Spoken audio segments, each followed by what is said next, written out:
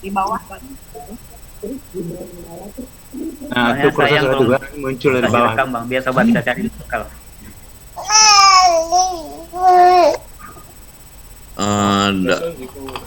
Coba aja kalau bisa.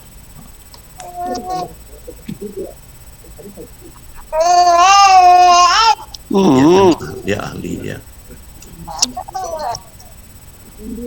Digoyang-goyang katanya di bawah. Di bagian bawah ada di Bagian bawah sekali, baris bawah. Sebaris dengan mute, sebaris dengan start video. Atau gini usul. Ya, udah direkam semua. Atau saya pindahkan aja ke ini. PPT kirim ke Adel, Bang. Gimana cara mengirimnya? Ditekan Mengirim juga tidak pandai. ALTR aja. ALTR. Ambil lagi aja dari saya. Enggak, ini sudah saya rekam.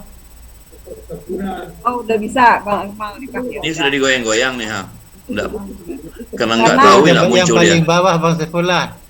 Yang biasa rekam tuh biasanya yang pakai laptop. Proses ada ke situ ini. Tuh. Dia tengok dia ceritain dia keliling dunia bareng istrinya. Enggak ini istrinya kalau dia belajar Pancasila waktu kelas semester 1. Di bawahnya itu tuh ada partisipan, ada chat, ada share screen. Di samping share screen itu ada bulat tulisan di bawahnya record itu. Dipencet aja ALTR. Enggak, udah saya rekam. Udah lanjut aja Bang, udah rekam katanya. Jangan lama-lama. Enggak. Ya karena emang nemenin dia, kayak dia ceritain dia tuh dulu kerjanya di Malaysia, dia tuh dulu nggak mau. Oke, kita lanjutkan aja ya. Kuliah di Malaysia. Daripada kita sibuk bermain teknik, justru acaranya enggak sampai. Ini kita di Korea. Gaji dia. 6 kali. Itu gerbang Istanbul University, Istanbul. Ini Fatih University. Masih di Istanbul, Eropa.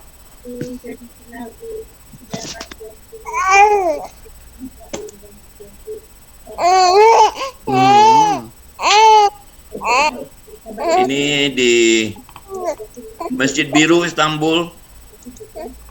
Masjid Biru Istanbul juga. Ini di Hagia Sophia, Ini saya berpakaian Sultan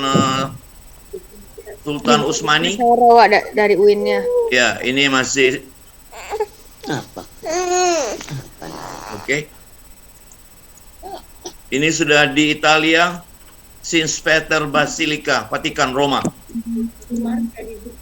Ini Monte Tlis, gunung dengan ketinggian 4.000 meter di atas muka laut di Swiss.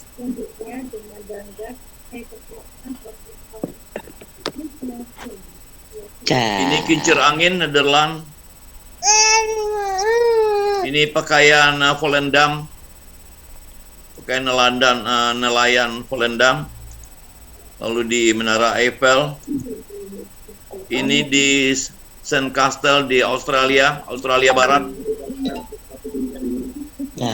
Ini lagi-lagi di King Park Botanical Garden di Perth, Australia. Ini bermain-main dengan kanguru. Siapa itu? Pak yang Bapak kirim di grup Sunshine Sabtu, Pak. Swan Valley Tower di Perth, Australia Barat. Itu pesan dari siapa ya? Semoga Adinda dan keluarga itu siapa? Bisa dimuat tuh, Del. Apa tuh, Mas? Mengganggu tuh, Del. Oke, ini lapangan Tiananmen, Beijing, China. Ini Forbidden City, China. Ini Masjid Niuji, Beijing, China. Masjid Niuji. Ya, maksudnya pesannya dari mana gitu? Ini Great Wall, Bok Besar, China. Ini Shanghai. Ini Hong Kong di depannya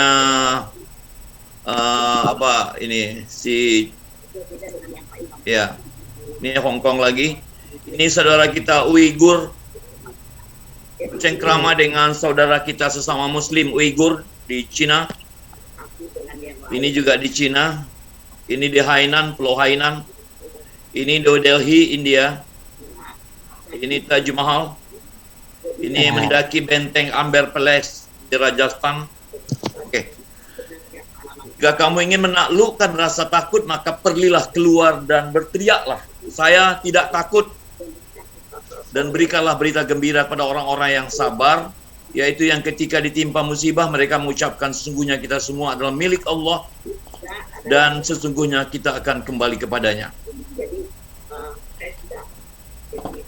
Satu pekerjaan kecil yang selesai diwujudkan di dunia nyata lebih baik dari 1000 rencana besar di dunia wacana.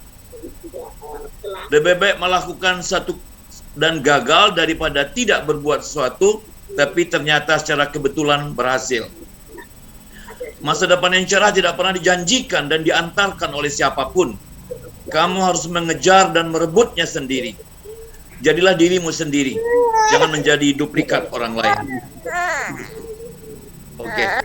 Ini Notre Dame Katedral di Paris. Ini Menara Eiffel. Ini saya lagi berdampingan dengan sang Paus.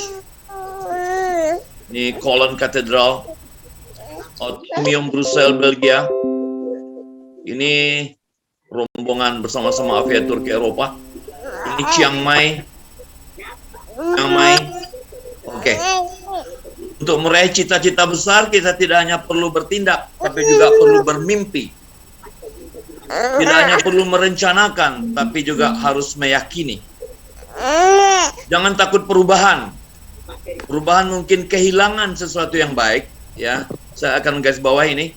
Perubahan mungkin kita akan kehilangan sesuatu yang baik, namun kita akan memperoleh sesuatu yang lebih baik. Jadi perubahan akan ada yang korban, tapi dengan perubahan kita akan mendapat jauh lebih baik daripada korban yang kita lakukan. Mustahil ada kemajuan tanpa perubahan. Orang yang tidak dapat mengubah cara berpikirnya tidak akan bisa mengubah apa-apa. Orang pesimis melihat kesulitan dalam setiap peluang. Orang optimis melihat peluang dalam setiap kesulitan. Oke. Ini di Amerika, di Philadelphia, ya, ikut merayakan kemerdekaan Philadelphia. Ini susunan Presiden Amerika di Museum Konstitusi Philadelphia. Ini di Gedung Capitol, Washington DC. Ini Gedung Putih, Washington DC. Ini Gedung Putih, Washington DC. Smithsonian Institute, Washington DC. Kedua dan pemerintah.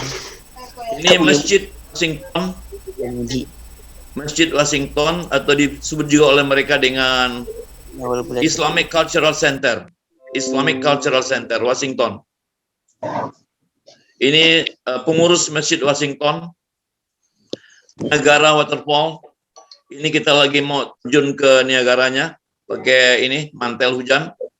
Ini Boston University. Ini Harvard University. Ini patung John Harvard. Masih dalam kampus Harvard University. Ini patung Liberty di New York. Ini Park Station New York, Park WTC, ya. Ini kita lagi naik ke atas Empire State Building. Ini di depan Masjid New York, Masjid Agung New York atau Islamic Cultural Center New York. Sedang sembahyang di Masjid New York. Ini markas PBB New York. Lalu kita akan sampai pada kesimpulan berikutnya. Tidak ada lelaki yang sukses tanpa wanita yang bijaksana di sampingnya.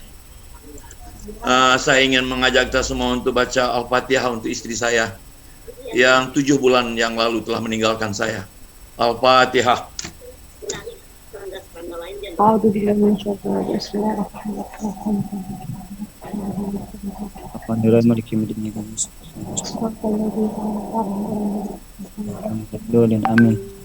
Terima kasih banyak. Jadi tidak ada laki-laki yang sukses tanpa wanita di sampingnya. Ya, saya kira itu yang juga dia alami oleh kawan-kawan semua. Anda tidak perlu tahu apa yang dipikirkan orang lain tentang kamu. dan tidak perlu peduli dengan komentar-komentar orang lain.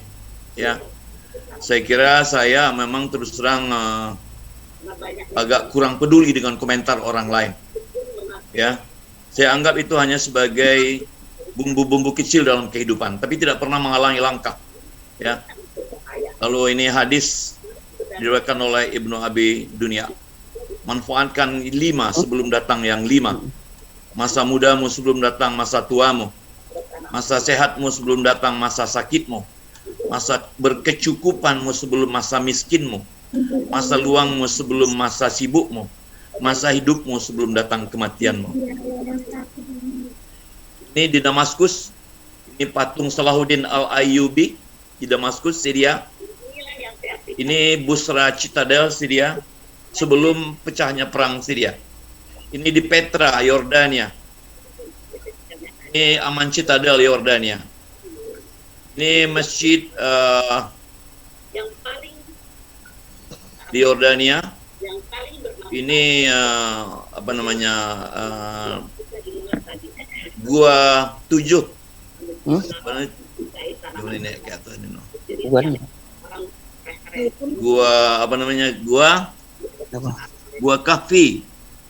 Gua Kahfi. MOU je Mas. Ini masjid Kubah As-Sakhrah Palestina. Ini lagi-lagi Kubah As-Sakhrah di Palestina. Ini pinggir laut mati. Ini piramida Mesir. Ping Giza Kairo. Bukan pembuangan ya pengolahan. Kairo. Saya kira saya sudah sampai di ujung jalan.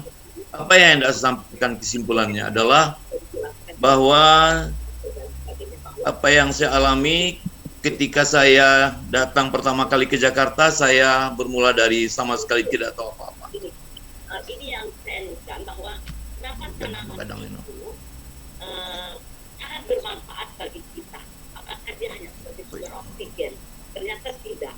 Jadi kalau secara apa istilahnya, secara fisiologis tanaman itu bisa hidup itu melalui misalnya dari proses tersebut. Nanti akan menghasilkan untuk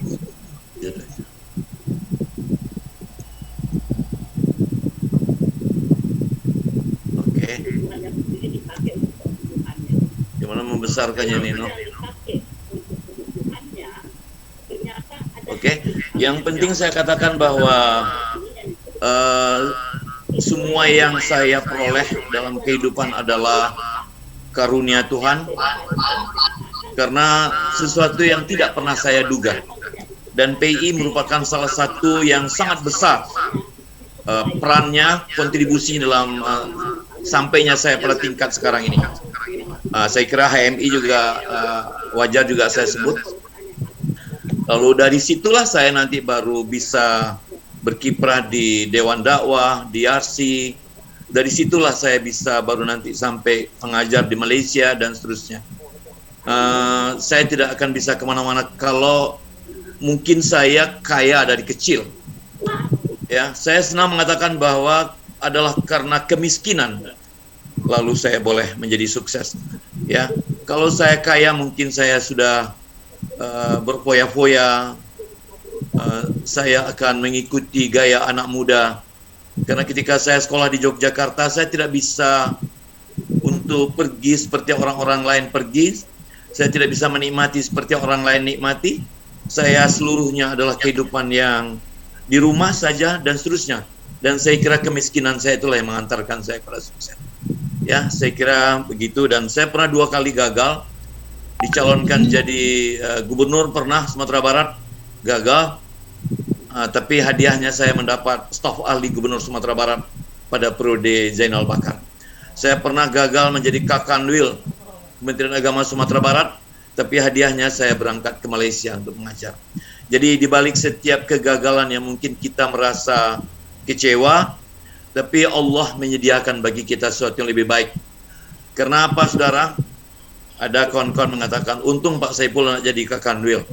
Karena itu ternyata adalah belantara yang penuh dengan cobaan yang luar biasa. Rata-rata orang-orang yang jadi Menteri Agama tidak ada yang ujungnya tidak penjara. Jadi saya kira saya beruntung juga, oleh Tuhan dijaga untuk saya tidak masuk terlalu dalam ke dalam belantara ya yang penuh dengan cobaan yang luar biasa. Saya kira itu dulu dan kita nanti akan akhir dengan diskusi. Assalamualaikum warahmatullahi wabarakatuh. Waalaikumsalam warahmatullahi wabarakatuh. Luar biasa cerita dan pengantar buku dari Bang Saifullah. Kami minta maaf tadi ada suara-suara tapi sekarang nggak ada lagi. Dan tadi nggak dikenali entah suara dari mana, tapi Bang Saifullah bisa pindahkan hostnya ke saya atau ke Abdul Ghani supaya suara-suara yang tadi bisa kita mute. Baiklah, keluarga besar, guru-guru kami dan yang ada di Zoom ini,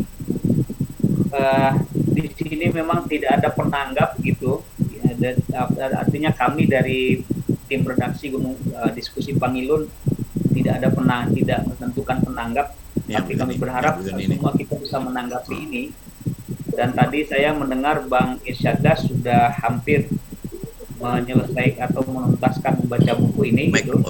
Di sini juga ada Bang Zulfi Syukur, banyak sekali kita yang bisa memberikan tanggapan ataupun merespon ataupun mempertanyakan sesuatu dari buku ataupun dari cerita-cerita kisah hidup Bang Saifullah. Saya sendiri ingin cerita lebih banyak lagi sebetulnya tentang sejarah Bang Saifullah gagal menjadi gubernur itu. Karena kami belakangan memang pernah mendengar ada pencalonan Bang Saifullah, tapi bagaimana ceritanya, kemudian bagaimana gagalnya begitu, dengan siapa bertarung waktu itu, siapa yang mengusulkan, nah itu kita belum dapat ceritanya. Saya berikan kesempatan kepada kita semua dulu untuk menanggapi. Kesempatan pertama mungkin saya berikan ke Bang Irsyadas. Dair, persilahkan. Terima kasih, Del. Ya. Assalamualaikum warahmatullahi wabarakatuh. Waalaikumsalam warahmatullahi wabarakatuh. Sebetulnya saya juga belum menamatkan secara keseluruhan yang total ini.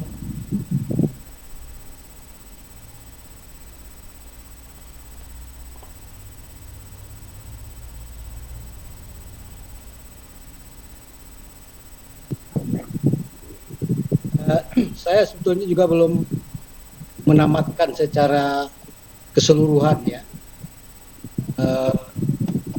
buku yang tebal ini, tapi saya ambil secara acak pada bagian mana sangat menarik. Pertama, ada di situ rahasia-rahasia pribadi yang sebelum ini belum terungkap. Karena saya sudah lama kenal dengan Pak Saifullah sejak tahun 93 ya. Tempatnya pertama kali saya bertemu dengan Pak Saifullah itu adalah di atas Sapelawe di Jalan M. Yamin. Itu ada kantor Yayasan Kebangkitan Islam. Beliau waktu itu doktor, kemudian datang dibawa oleh Stamir, siapa lalu diperkenalkan dengan pengurus YKI. Oh ini ya Pak Saifullah, waktu itu beliau masih dengan muda, energetik ya, suaranya keras gitu. Di situ, jadi sekarang sudah berapa? Sudah hampir 20 tahun ya. 30 tahun malah saya mengenal Pak Saifullah. Yang satu yang ingin saya katakan adalah bahwa dari membaca buku itu saya tahu bahwa beliau ini bisa menjalani seluruh tahap perkembangan hidup manusia secara baik dan penuh. Sejak dari masa kelahiran bayi, kemudian beliau sekarang ini sudah manula, semuanya dilalui dengan dipenuhi proses perkembangan dengan baik. Sebagai anak tergambar, sebagai remaja, kemudian sebagai pramuda, orang dewasa, sampai dengan hari ini beliau sudah usia lanjut. Dan itu semuanya bisa beliau jalani dengan baik, karena pada tiap aspek perkembangan itu ada namanya task development, tugas-tugas perkembangan. Semuanya beliau jalani dengan baik. Sebab di dalam teorinya, kalau satu tugas perkembangan tidak tercapai, maka akan menghambat tugas perkembangan berikutnya. Hanya pada usia tertentu, katakanlah usia anak-anak, ada problem dalam usia perkembangannya, maka ketika tahap berikutnya akan terganggu. Nah, beliau mencapai puncak perkembangan sampai hari ini itu karena ada pemenuhan tugas perkembangan yang baik. Kenapa bisa baik? Karena beliau berjuang. Beliau berjuang dalam hidupnya sedemikian rupa sehingga mampu memenuhi semua tugas-tugas yang memang seharusnya dipenuhi oleh orang-orang dengan baik. Kemudian beliau bisa menyelesaikan pendidikan dengan baik begitu sejak dari tingkat paling dasar sampai paling sekolah yang ada dari SD ya, sekolah rakyat sampai dengan S3 ya, dan sekarang sudah profesor. Jadi semua itu dari segi pendidikan terpenuhi. Kemudian dari segi sebagai kepala keluarga juga begitu. Saya tahu dari dua putri beliau semuanya, kedua-duanya satu orang dokter tidak salah, kemudian satu lagi dosen ya. Jadi ini juga artinya beliau bisa memenuhi tugas perkembangan baik. Dan juga sebagai seorang suami juga bisa memenuhi tugas perkembangan baik.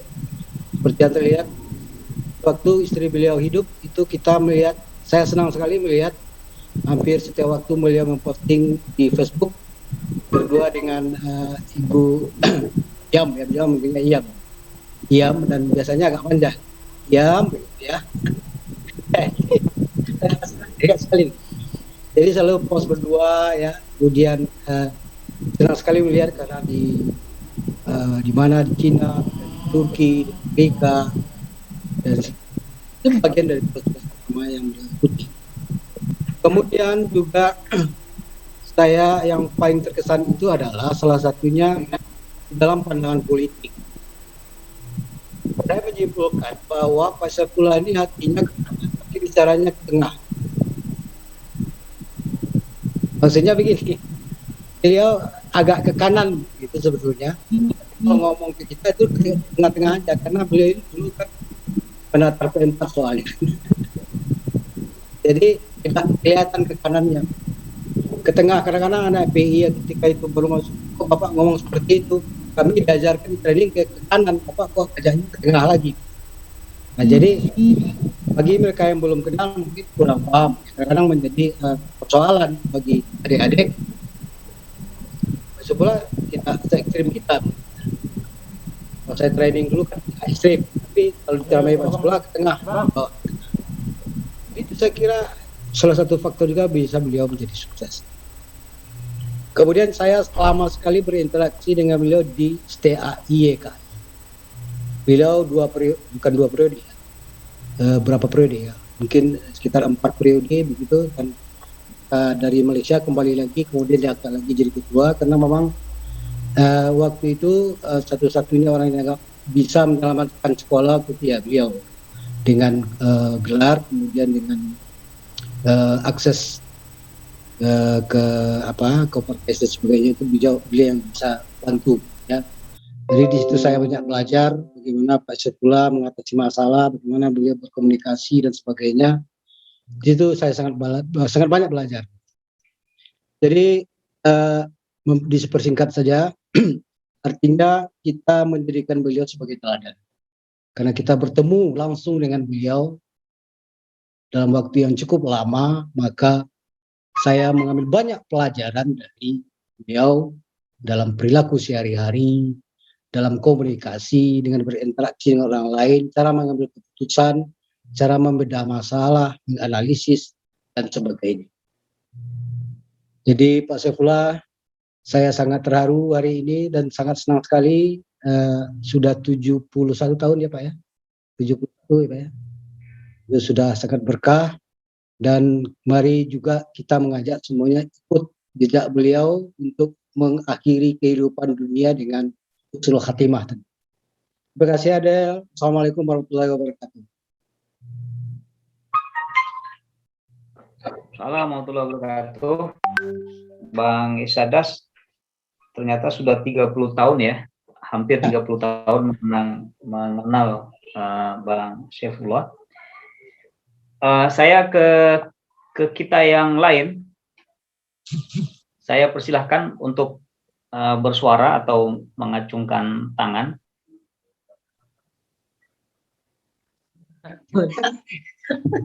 Terang nggak sih tangan?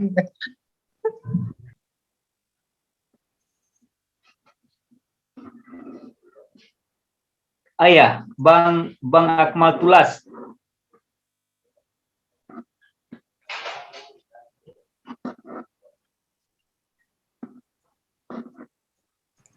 Silakan Bang Akmal. Dibuka aja mute-nya, Bang. Assalamualaikum warahmatullahi wabarakatuh. Assalamualaikum warahmatullahi wabarakatuh. Ya, saya bukunya baru lihat sampulnya aja baru. Karena oh iya ini. Iya. Sampulnya. Iya. Cuma secara jelas itu Pak kita lihat bagaimana Pak Saifullah itu mencatat dari perjalanan hidup dia dari Padang sampai keliling dunia. Itu luar biasa sekali. Yang menarik bagi saya, Bapak Saifullah ini dia bisa berbeda pendapat, yang penting. Karena waktu saya jadi ketua PW dulu, langganan untuk diskusi panel atau seminar lah namanya, itu ada 2 orang langganan itu, Pak Saifullah 1, Bang Iman Maspardi 1. Satu sisi kita adalah menolak asas tunggal. Dalam pikiran Pak Saifullah, ya dia keras pendapat. Tapi walaupun tidak sependapat, nggak ada soal dalam berkomunikasi kita secara organisasi, secara ini semacam nggak ada. Begitu juga umpamanya dengan Bang Iman. Itu luar biasa. Dan dari situ bisa saya pahami umpamanya Bapak Saifullah ini juga aktif sekarang di kami ya Pak ya, di Sumatera Barat. Itu luar biasa. Jadi karena orang kalau tipologi orang lain itu memang kalau dia berpihak ke sana dia ya membabi buta gitu ya. Ternyata Bapak Saifullah ini luar biasa. Dan banyak perbedaan-perbedaan yang tidak menjadi dia merusak hubungan segala macamnya. Saya kenal sama Pak Saifullah ini ya, terutama itu di YKI. Saya pernah dulu kepala perpustakaan di YKI. Kita yang mencari buku kemana-mana sampai ke Jakarta, ke kedutaan segala macamnya.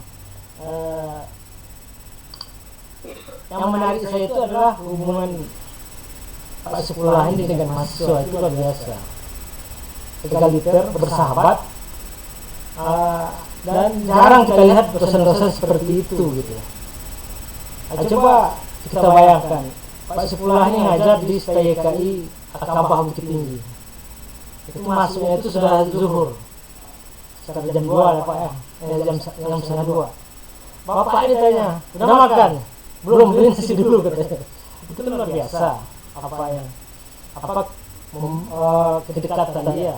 Jadi kita yang muda ini memang dia anggapnya kader, jadi bukan kader, jadi nggak ada batas gitu ya. Kemudian kita lihat juga kalau secara profesional orang kan apa yang dia bayar, apa yang dia berikan itu kan harus dibayar. Saya pernah dulu di satu seminar di Payakumbuh itu tentang ekonomi kawasan. Ini dalam diskusi tersebut ada salah satu pembicara, katanya, ini saya juga membangun ekonomi pedesaan atau nagari. Apa saya bilang sama Bapak itu, silakan Bapak presentasikan. Oh, lain lagi hitung-hitungannya katanya. Jadi gitu. Jadi keikhlasan Pak Saifullah itu luar biasa. Dan yang kita temui di yang lain seperti juga pernah juga kita mengundang narasumber dari Padang pakai tarif. Itu pun setelah reformasi. Setelah itu kita nggak pernah mengundang lagi. Jadi Pak Saifullah ini ketika sulit, ketika senang, oh itu cepat. Apalagi ke Bukit Tinggi itu luar biasa. Bantuan beliau dan kami ucapkan terima kasih sebesar-besarnya kepada Bapak Saifullah, memberi motivasi kepada KB-KB di Bukit Tinggi untuk terus mendayuh perjuangan dalam membangun sekolah di Bukit Tinggi. Untuk informasi mungkin ya insya Allah dalam waktu dekat kita juga dapat tanah gitu ya, dalam bentuk disewa, itu tanah benda Kabupaten Agam. Jadi insya Allah pekarangan kita untuk anak main itu lebar gitu. Jadi itu berkat dukungan Pak Saifullah dan sebagaimana tertetap Pak Saifullah. Mungkin itu dulu dari saya. Juga tambahan ya, di samping itu ya untuk di Rautu Janah ya, Pak Saifullah ini juga pernah kita pernah juga hadir waktu itu seminar waktu tahun sekitar 96-an Pak. Itu masih ingat Pak, tahun 96. Kemudian di TC juga pernah kita undang seminar. Alhamdulillah ya sampai sekarang ya Bapak itu tetap eksis dan tidak pernah memaksakan kehendak. Itu luar biasa sekali. Tidak seperti yang kita hadapi saat sekarang ini. Ya, demikian. Assalamualaikum warahmatullahi wabarakatuh. Terima kasih Bang Akmal Tulas dari Bukit Tinggi. Ini logo yang di belakang ini logo apa ini Bang? Saya lihat logo di belakang Abang ini sering berganti-ganti. Kadang-kadang Dewan Dakwah, kadang-kadang yang lain juga. Ini selanjutnya yang saya perbaiki lagi, saya gambarkan lagi. Oh, ini kolek, ini punya kita juga berarti ya. Selanjutnya ada Bang Ambiar Lani. Silakan Bang Ambiar Lani. Assalamualaikum warahmatullahi wabarakatuh. Assalamualaikum warahmatullahi wabarakatuh.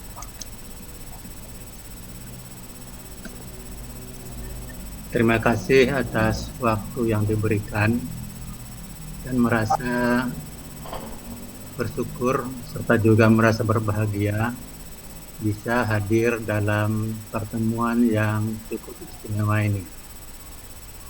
Saya secara pribadi belum memiliki,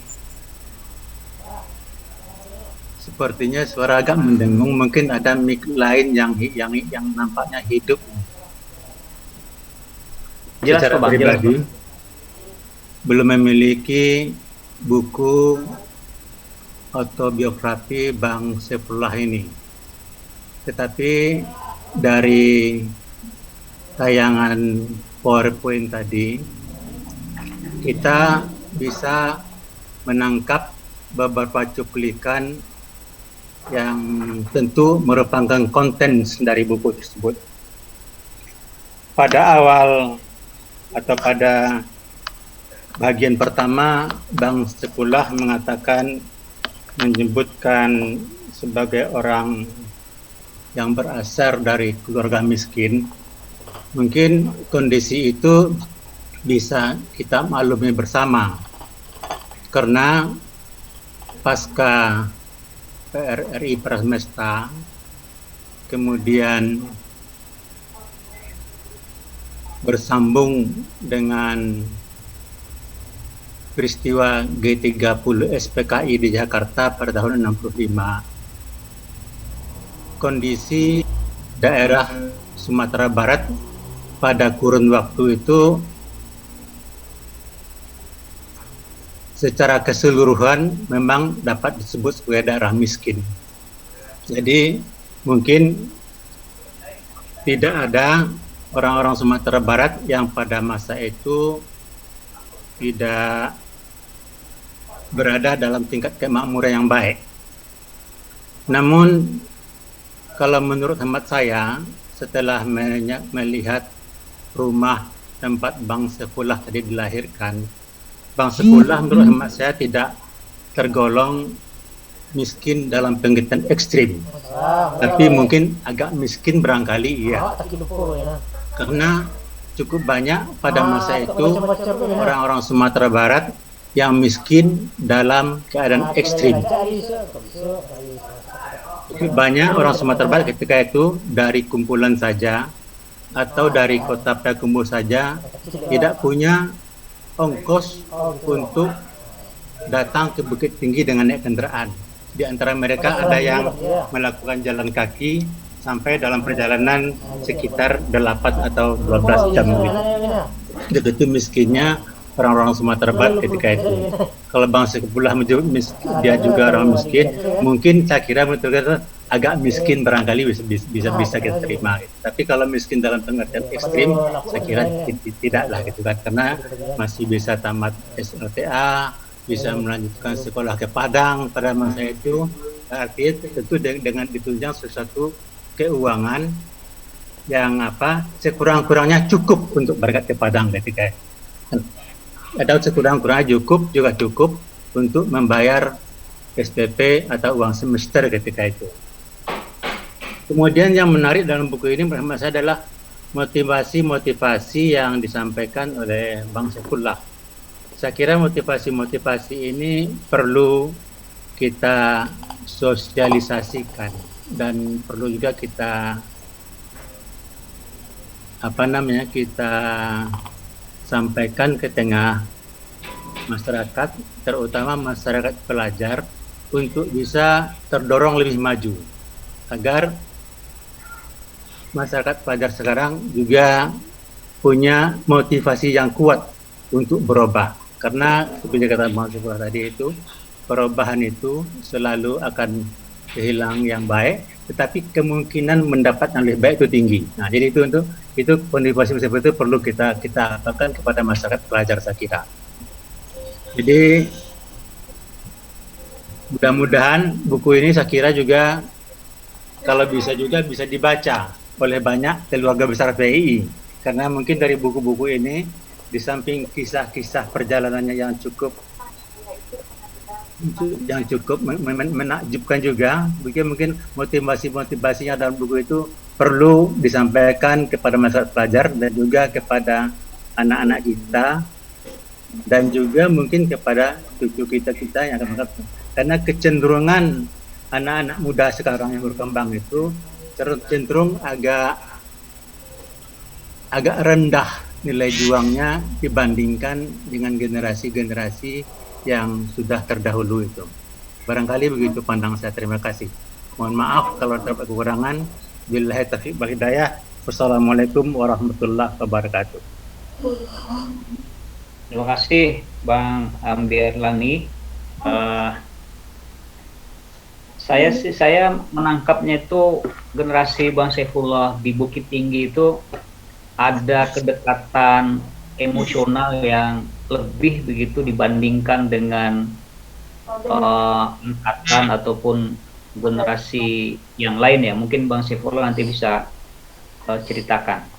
Di sini ada teman-teman juga pengurus wilayah Pelajar Islam Indonesia Sumatera Barat. Nampak juga ada saudara Ketua Umum Taufikul Hakim. Hari ini tadi maghrib baru saja sampai ya mendarat Bandara Internasional Minangkabau. Nah, mungkin sebelum kita berikan kesempatan, saya ingin kembalikan dulu ke Bang Saifullah.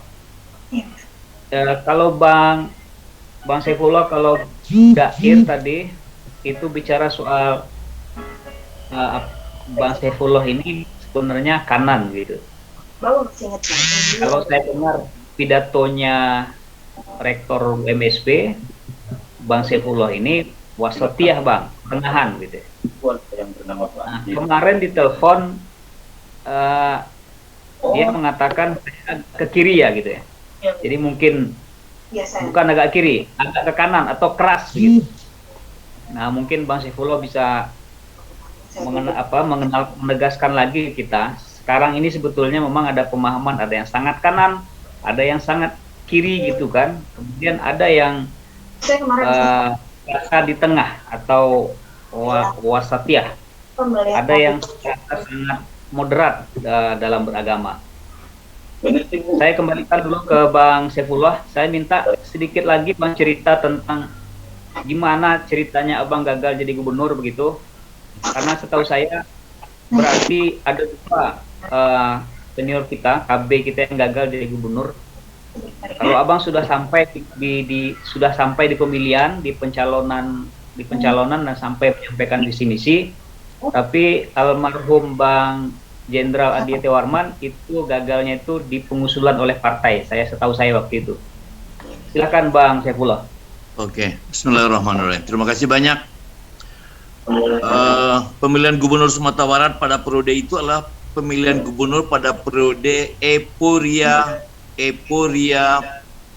kebebasan berpolitik.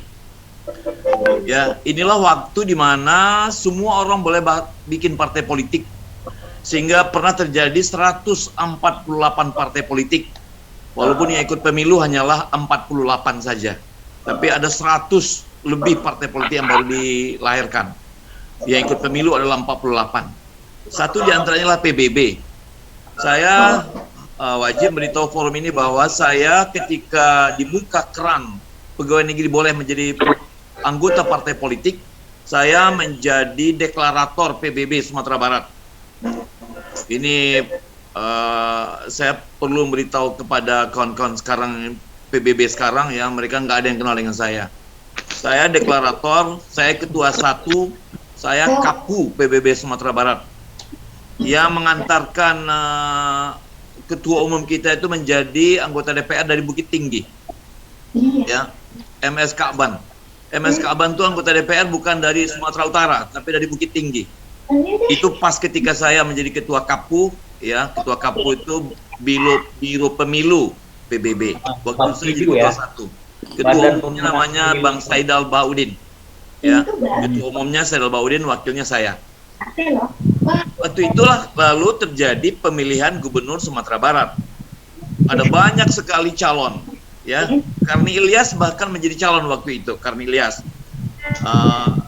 ada daftarnya, ada banyak daftarnya ya. Tokoh-tokoh dari Jakarta banyak yang datang, di Sumatera Barat, di Sumatera Utara juga ada yang datang, ya, untuk mencalonkan jadi gubernur Sumatera Barat. Saya oleh PBB dicalonkan bergabung dengan P3. Saya di gubernur dan wakilnya Syukriyadi Syukur. Ya, Syukriyadi Syukur, sekarang udah doktor. Itu P3. Jadi ada juga Bang Fasli Jalal juga masuk, dicalonkan juga oleh P3. Fasli Jalal. Fasli Jalal bergabung dengan Mas Parashid. Ya. Lalu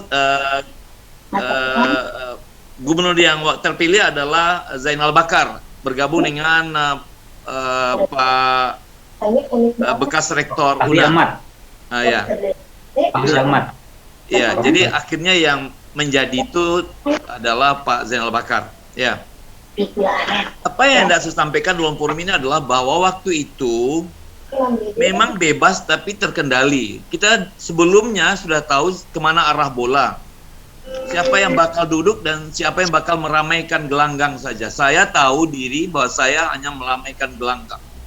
Saya tahu diri bahwa saya tidak akan maju karena yang memilih waktu itu adalah anggota DPR, bukan rakyat. Pemilihan gubernur waktu saya itu adalah pemilihan oleh DPRD Provinsi Sumatera Barat. Jadi dari awal kita sudah tahu kemana arah anginnya, dan waktu itu Zainal Bakar dipilih oleh Golkar, ya, dan akhirnya dia terpilih. Tapi setelah dia terpilih, saya diangkatnya menjadi staf ahli gubernur Sumatera Barat. Saya menjadi staf ahli gubernur Sumatera Barat, berkantor pas di muka wakil gubernur. Ya, saya berkantor pas di muka wakil gubernur. Ada beberapa orang juga anggota staf ahli gubernur waktu itu. Oke, saya kira itu dari saya. Jadi saya menjadi calon ketika euforia kebebasan politik. Orang rame-rame bikin partai, orang rame-rame mencalonkan, jumlahnya tak terkendali. Ya, dan kemudian baru makin lama makin menciut sehingga nanti jumlahnya terbatas. Ya, oke. Saya ingin bercerita tentang peristiwa menyedihkan yang saya alami banyak sekali.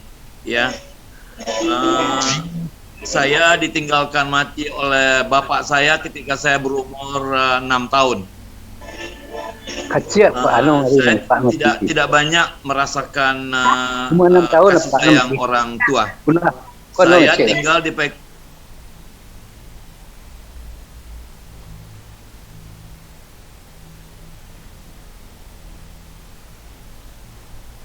Mik Bang Saifullah mati itu kayak seperti tersentuh tadi itu. Gani, mic Bang Saifullah dibuka.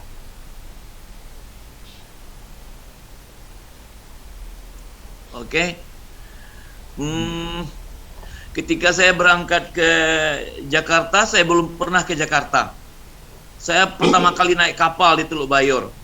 Ketika saya naik kapal, saya bengong aja. Menyaksikan orang bersalam-salaman, bertangis-tangisan. Saya tidak ada yang menyalami saya. Ketika saya sampai di Jakarta, ketika saya turun dari kapal, saya tidak ada tempat kemana saya akan datang untuk bermalam di Jakarta sementara berangkat ke Yogyakarta. Tidak ada. Kebetulan ketika turun dari kapal, orang bertanya, "Pul, kapika mah, di mana menginap?" Saya tidak bisa jawab karena memang tidak ada tempat saya akan menginap di mana. Akhirnya saya dibawanya hanya ketika turun dari kapal di Jakarta, di Tanjung Priok, Jakarta. Dialah menjadi dewa penolong saya. Ketika sampai di Jogja juga saya ditolong oleh Pak Sanusi Latif. Saya belum pernah ke Jogja sebelumnya. Saya tidak punya gambaran tentang Yogyakarta. Ketika saya hidup di Jogja, saya kira kehidupan saya yang paling susah. Ya, saya tidak punya, jangankan sepeda motor, sepeda pun tak punya. Bahkan menghilangkan sepeda orang lain 2 kali selama saya di Yogyakarta. Saya jalan kaki ketika saya akan jadi berpidato untuk menyambut kawan-kawan berboncengan mesra dengan sepeda motor, tapi saya jalan kaki ke situ. Yang banyak saya alami di Jogja adalah saya berharap bahwa ketua Beringin Mudo, ketua ibu-ibu Beringin, ketua yayasan Beringin itu mengundang saya makan siang. Itu kenikmatan yang bagi saya luar biasa. Doa saya satu aja, ya Tuhan, mudah-mudahan ada orang yang sayang pada saya, memberikan saya sepiring nasi nanti siang. Bayangkan oleh saudara, ya, bayangkan oleh kawan-kawan itu. Doa saya hanya mendapatkan sepiring nasi. Itulah gaya hidup saya di Jogja. Saya jalan kaki kemana-mana. Walaupun saya ketua HMI, Korkom IAIN, walaupun saya akan melantik orang, tapi saya jalan kaki kemana-mana. Orang yang akan dilantik itu bergoncengan, berpelukan mesra atas sepeda motor, dan saya jalan kaki mengiringi mereka. Jual celana saya kira biasa. Untuk makan siang jual celana dulu. Ya, radio pernah dibeli dulu di Pekanbaru. Saya bawa ke Jogja, dimasukkan di rumah gadai di Jogja dan tidak pernah bisa tebus. Ya, itu pengalaman sehari-hari saya. Cuman terus terang ada banyak kawan saya yang punya uang, dia beli buku. Saya tidak bisa beli buku, tapi saya biasanya membuat resume dan nilai saya biasanya bagus. Ya, saya di Buta Syariah Bukit Tinggi ada Syarwan Jas, ada Emi Taufik, mudah-mudahan dia hadir malam ini ya. Ada Elida Ilyas, ada Neni Syar, ada Jum di Dumai, mudah-mudahan mereka hadir malam ini. Saya biasanya nggak pernah bisa beli buku, tapi saya biasanya bisa meresume buku. Saya satu-satunya yang mau dan biasa meresume buku, tapi biasanya nilai saya yang terbaik di antara mereka. Ya, jadi saya memang maju karena kemiskinan. Karena seandainya saya agak punya uang sedikit, mungkin saya tidak bisa maju. Lalu, apakah saya miskin ekstrim? Benar juga kata Pak Ambirlani tadi ya. Ibu saya, Mak Karyani itu, dia tidak jadi pegawai, dia hanya guru madrasah ibtidaiyah Balai Talang. Dia tidak punya sawah. Kami menyeduai sawah orang lain. Saya biasanya hadir ketika pergi ke sawah, walaupun saya tidak pandai ke sawah, tetapi hadir. Ya. Jadi pencaharian beliau hanyalah sekedar membuat periuk dari tanah liat, menjualnya ke Pekan Sabtu. Itu aja. Jadi makan nasi jagung itu saya tidak sekedar mendengar ceritanya Bimbo, tapi saya benar-benar melakukannya di Balai Talang. Saya hidup di Balai Talang, di rumah Induk Bako saya. Induk Bako saya lah yang menyekolahkan saya ke Padang, ke Jogja, dan mengawinkan saya di Tanah Abang, Jakarta. Ya, mak saya tidak mampu pergi ke Jakarta ketika saya kawin.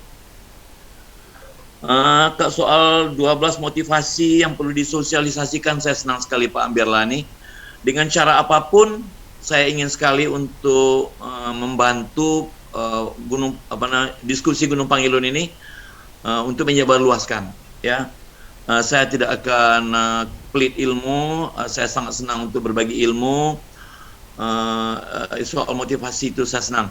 Dan khusus untuk Pak Ambiarlanin, izinkan nanti saya mengirim untuk Bapak satu riwayat hidup saya. Khusus untuk Pak Ambiarlanin, ada satu riwayat hidup saya untuk Bapak.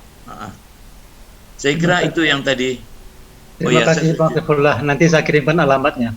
Oke, dengan senang hati Pak Ambiarlanin. Sepertinya kita juga satu grup di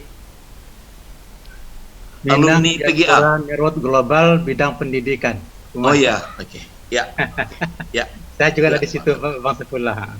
Dengan senang hati Pak Ambiarlanin. Dan termasuk salah satu tim juga dalam mempersiapkan RPJMD, mempersiapkan saran-sarannya untuk RPJMD Sumatera Barat di bidang pendidikan bersama Pak Fasli Jalal. Oh iya, ya. Oke.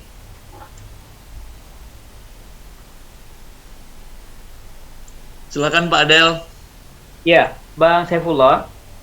Sekarang ini kan fenomena tuduh menuduh, ini kiri, ini kanan gitu, dan saya adalah pertengahan. Saya lebih moderat begitu. Kemudian ada tuduh menuduh yang lain, di sana sangat Pancasilais, di sini tidak Pancasilais begitu, radikal, radikus, kan gitu Bang ya. Kalau Abang kan pada umumnya dikenal sebagai orang yang pemikirannya pertengahan begitu bukan? Kalau Bang Isadas tadi, bagaimana nih Abang melihat ini? Abang kan juga aktif di forum sebelum ini Bang, forum anti terorisme itu. Iya, iya. Kalau kami sekarang berarti kan kalau di forum ini kan bentukannya BNPT. Berarti abang moderat begitu. Yeah.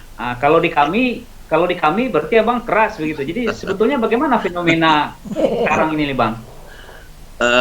Tadi di dalam salah satu tayangan motivasi saya termasuk orang yang tidak terlalu peduli dengan komentar. Ya, saya ulang sekali lagi, saya termasuk orang yang tidak terlalu peduli dengan komentar dan tidak terlalu terhambat langkah saya hanya karena komentar orang lain. Saya biasanya cenderung membiarkan mereka berkomentar, tapi saya jalan seperti apa yang saya anggap paling benar. Itu satu. Yang kedua, soal saya masuk BNPT, ini saya terbuka, saya katakan bahwa saya ingin memelihara umat Islam. Ya, saya mohon saudara dengar baik-baik. Saya ingin memelihara umat Islam agar tidak menjadi objek yang dituduh sebagai radikalis dan teroris. Dengan masuk ke situ, saya akan bisa memberikan pembelaan yang pantas umat Islam. Ya, jadi kalau dibilang moderat, saya kira cukup moderat juga. Tapi kritik-kritik saya kira apalagi makin akhir ini ketika saya sudah pensiun, saya tidak dapat bantah kalau saudara pernah membaca baik KBPII atau di IAIN, saya kira komentar-komentar saya semakin ke ujung semakin keras. Ya, saya tidak dapat bantah itu. Dan saya satu di antara deklarator bersama Pak Yunus, ya bersama Mas Yunus. Saya satu juga di antara deklarator kami Sumatera Barat. Bahwa kami sekarang tiarap, saya kira kami sedang realistis dalam hidup. Kami tidak akan membenturkan kepala ke tembok. Kami tidak akan membenturkan kepala ke tembok. Kami harus bersikap realistis. Ya, saya kira ada banyak pejuang-pejuang yang kadang-kadang tidak realistis sehingga menjadi banyak sekali korban yang seharusnya tidak menjadi korban. Ya, saya kira demikian. Adel, saya kembalikan pada Anda. Satu lagi Bang, Apa dalam itu? buku abang diceritakan bahwa ada yang tidak abang lobby atau tidak bisa abang lobby Oh iya, betul. waktu menjadi kanwil, yaitu Iya, NU. NU. Abang pernah aktif di Muhammadiyah atau pernah aktif di NU atau bagaimana ini? Karena ini menentukan juga ini Bang, sukses Iya. enggaknya. Iya. Saya kira kalau PII di bawahnya, HMI di atasnya, Dewan Dakwah di atasnya, lalu YARSI di atasnya, saya kira nggak bisa, saudara. Nggak bisa lain, saudara. Garisnya sudah lurus itu, PII, HMI, Dewan Dakwah, YARSI, Natsirisme. Apa yang bisa saya katakan kecuali itu? Ya, saya terus terang di Yogyakarta ketika saya jadi ketua Dewan Mahasiswa, wakil ketua Dewan Mahasiswa yang Jogja, saya termasuk yang menjatuhkan Pak Sunario jadi rektor dan yang mengangkat Pak Bakir Syahid menjadi rektor pengganti Pak Sunario. Apa yang bisa saya katakan? Kawan-kawan saya, Slamet Effendi Yusuf, Yusuf Muhammad, Nadir Muhammad, ada Polyubi, segala macam. Apa boleh buat kami berhadapan. Saya berada pada posisi yang berhadapan. Dan saya menjadi kelompok pembaharu di Jogja. Bahwa karena itu saya punya resiko-resiko, itu benar. Dan satu hal lagi yang wajib saya sampaikan, saya memang aktivis yang agak, ya kalau dibilang ekstrim tidak juga ya. Saya masuk penjara 15 hari di Yogyakarta, seminggu di CPM, seminggu di penjara Wirogunan karena malari, ya karena malari, Hariman Siregar tahun 74, ya. Apakah saya kecewa? Saya sangat bangga pernah mengalami itu. Apa sebab? Dari semua biografi yang saya baca, salah satu syarat untuk bisa jadi pimpinan masa depan itu pernah masuk penjara. Jadi kalau Adel nih belum pernah masuk penjara, saya kira belum tentu pimpinan masa depan. Ya, saya kira saya kembalikan. Soal NU tadi Bang, NU. Sudah pasti saya bukan NU. Saya menjatuhkan rektor yang NU. Oh iya. Karena itu bagaimana Abang mungkin dianggap saya tidak lalu berlepas. menjadi NU kalau saya menjatuhkan rektor yang NU?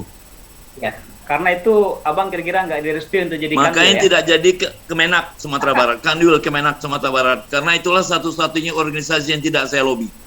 Yang lain saya lobby semua. Dewan Dakwah mengeluarkan surat yang bertubi-tubi untuk mendukung saya. MUI juga, ya, Muhammadiyah. Ya. Oke. Baik, saya kembalikan dulu ke kita yang ada di sini.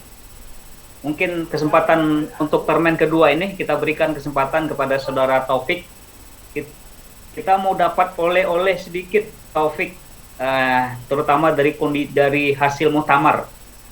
Selain Taufik ingin bercerita tentang buku, karena buku ini setahu saya sudah diantarkan oleh Bang Saifullah ke sekretariat ini, ya kan Bang ya, ke sekre. Mudah-mudahan sudah dibaca. Silakan saudara Taufik, walaupun mungkin agak capek baru saja mendarat.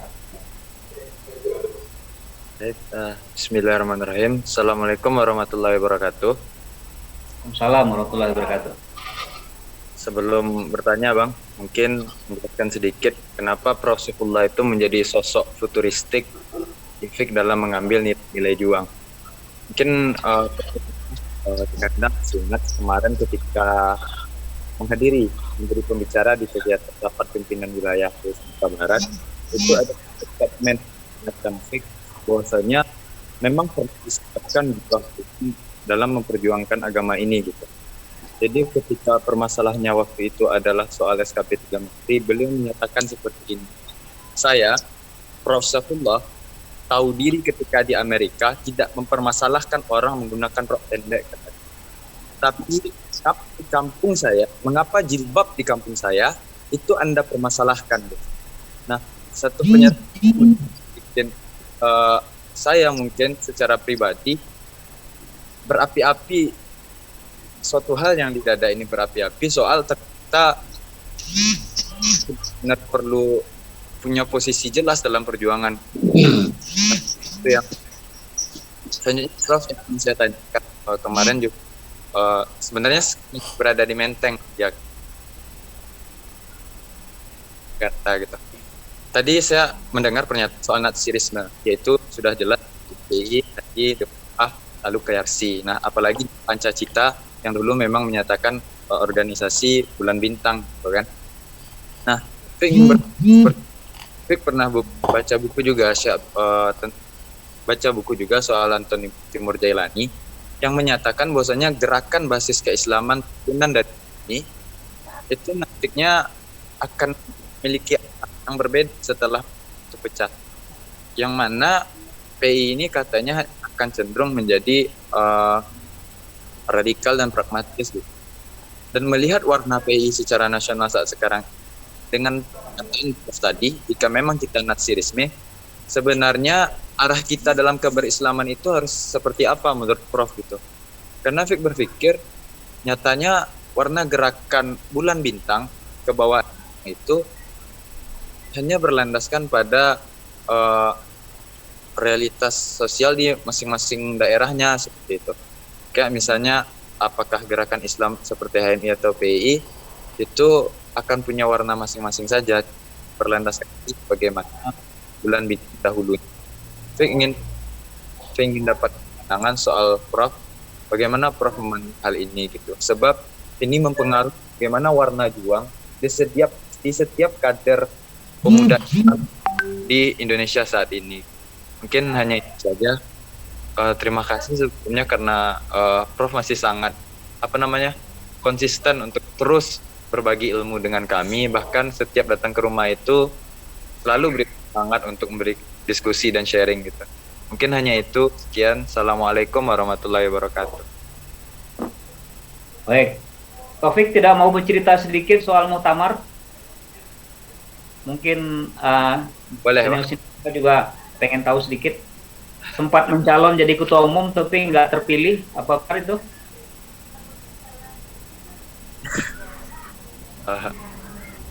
Jadi gini, mungkin cerita untuk Kanda dan Mbak saja gitu kan.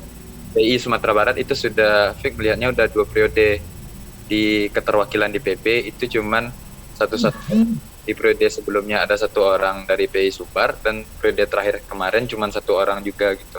Sehingga Fik melihat keterwakilan PI Sumbar di pengurus besar itu sangat minim pada 2 periode kemarin. Dan dengan semangat itu juga Fik dan kawan-kawan di pengurus wilayah membangkitkan lagi euforia PI secara nasional dari Sumatera Barat seperti itu.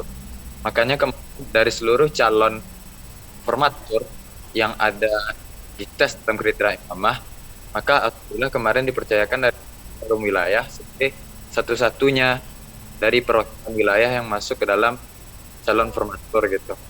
Nah cuman memang jadi isi formatur di depan itu calonnya itu kemarin PPI, ex-PBPI ya, dan satu-satu dari wilayah itu ada Fik gitu.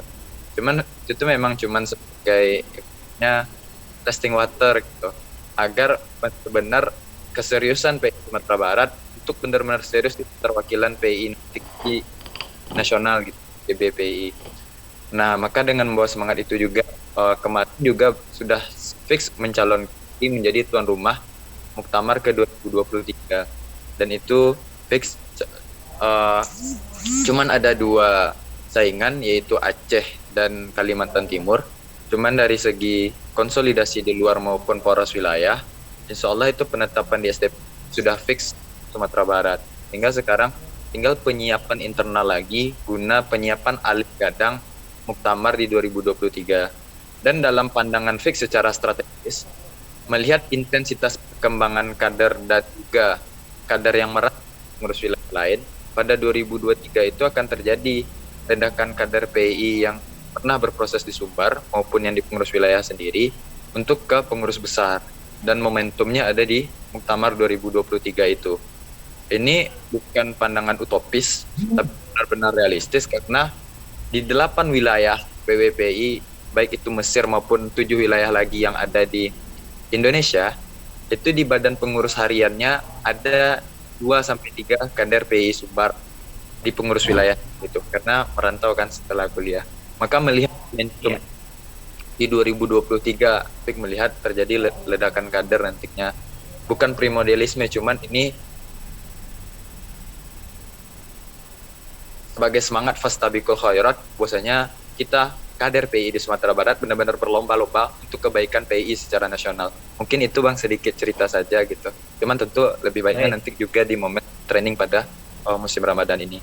Prof mungkin mohon doanya juga untuk kami kader-kader yang muda, karena Fik merasa benar-benar doa-doa di Kanda dan Yunda semuanya lah kami pun mendapatkan spirit perjuangan. Kalau bukan doa atau perharapan dari Kanda dan Yunda semuanya, mungkin spirit juang Rasulullah sekarang itu tidak sampai kepada kita saat sekarang ini. Mungkin seperti itu. Semoga ini benar-benar jadi asbab kita berkumpul di surganya. Amin, amin ya rabbal alamin. Itu Cik Le Bang, kalau adik-adik daerah misal datang ke rumah, dia nasihat setelah itu diberangan seketek, enggak juga ada gitu. Sekian, assalamualaikum warahmatullahi wabarakatuh. Sudah diberangan lagi pitih ya, Taufik.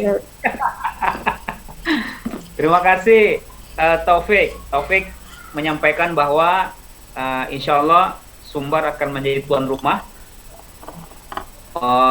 Muktamar yang ke-32. Mafhum mukhalafah yang disampaikan oleh Taufik, dia boleh gagal di Munas kali ini, tapi dia tidak akan gagal untuk menjadi ketua umum PB di Munas berikutnya karena sudah konsolidasi dan menjadi tuan rumah. Kira-kira itu mafhum lain yang saya tangkap dari Taufik tadi. Dan dia sudah menyiapkan sedemikian rupa, dan saya tahu pengurus wilayah sekarang kadernya banyak gitu, intermediate-nya juga sering, daerah-daerah juga aktif, jadi insya Allah mereka sudah menyiapkan sedemikian rupa. Saya setuju dengan Taufik, ini bukan utopia, tapi ini realistis untuk tahun 2023. Bang Saifullah, mungkin ada yang perlu Abang tanggapi dari Taufik tadi. Saya juga ingin dapat cerita sedikit dari Bang Saifullah soal disertasi ya. Disertasi Abang ternyata tentang konsep nasionalisme HMI ya? Iya. Ini ceritanya bagaimana pula ini Bang? Silakan Bang. Kalau Bang Maspar dia agak marah pada saya. Ya karena Bang sering bahas HMI gitu ya. Iya, itu di mana-mana disebutnya itu. Pada semua PI disebutnya, dia marah pada saya karena saya pulang nih jadi PI di Sumatera Barat, tapi sampai di Jogja dia jadi HMI dan sudah melupakan PI katanya. Tapi mudah-mudahan tidak lah. PI itu sudah menjadi setiap sel darah. Bagaimana bisa lupa? Ya, tidak mungkin lupa. Kita menjadi seperti ini adalah karena PI. Ya, kita bisa sampai pada tingkat seperti sekarang adalah karena PI. Jadi tidak mungkin lupa. Oke. Yang kedua, ada juga tadi komentar sedikit tentang Partai Bulan Bintang atau keluarga besar Bulan Bintang. Saya keluarga besar Bulan Bintang, tapi tidak lagi di PBB sebagai partai. Ini perlu juga dicatat sedikit ya. Walaupun yang mengantar baiknya Fadlizon dulu itu ketika dia datang ke Sumatera Barat, ketika dia masih menjadi PBB tingkat nasional, saya mengantarnya sampai ke Pekumbuh, sampai ke kampungnya, ke Muka itu, kampungnya kan di Muka itu, si Fadlizon, waktu dia masih di PBB. Kalau saya sebut sekarang dia pasti lupa dengan saya, tapi tidak apa-apa, itu biasa. Jadi saya keluarga besar Bulan Bintang, tapi mungkin saya tidak lagi jadi PBB Partai Bulan Bintang sekarang, sampai arah angin kembali normal ya. Sekarang menurut saya arah angin kurang normal, sehingga saya terpaksa menyebut saya bukan Partai Bulan Bintang, tapi saya masih keluarga besar Bulan Bintang. Itu satu. Apa tadi satu lagi topik ya, apa tadi Adel, tadi topik nih. Ini warna gerakan Bang, HMI, PI. Oh gitu. Sekarang gitu.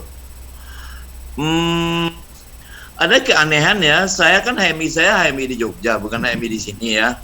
Ketika saya di Jogja itu antara IMM dan HMI agak dekat. Saya jadi ketua Dewan Mahasiswa, wakil-wakil saya biasanya IMM. Saya membawa mereka untuk bergabung untuk ya karena ada lawan bersama. GMNI kalau di luar atau PMI kalau di dalam. Saya terus terang kompak sekali dengan IMM. Tapi setelah saya pulang ke Sumatera Barat, saya agak kaget.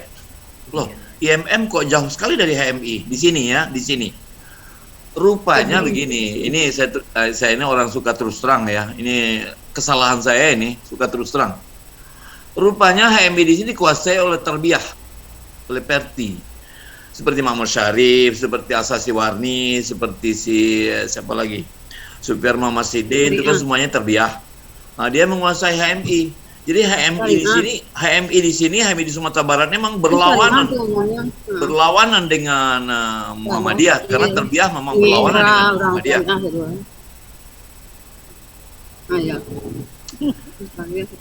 Bagaimana kalau kita stop dulu suara yang lain ya? Jadi untuk masa yang akan datang, saya kira kita perlu lagi menempati posisi-posisi yang pas, ya, sehingga kita tidak berhadapan dengan saudara-saudara yang sebenarnya adalah orang yang bergandengan tangan dengan kita, ya. Jadi asyidda 'alal kuffar ruhama'u bainahum itu harus jelas itu. Kemana ini harus menghadap, kemana harus berbimbingan tangan, tersenyum dan berbimbingan tangan. Saya kira itu perlu dilakukan itu. Saya kira demikian, Adel. Saya kembalikan pada Anda. Adel. Ya. Assalamualaikum, Adel. Ya. Uni Feti di jalan, kami berhenti sebentar di Morobodi.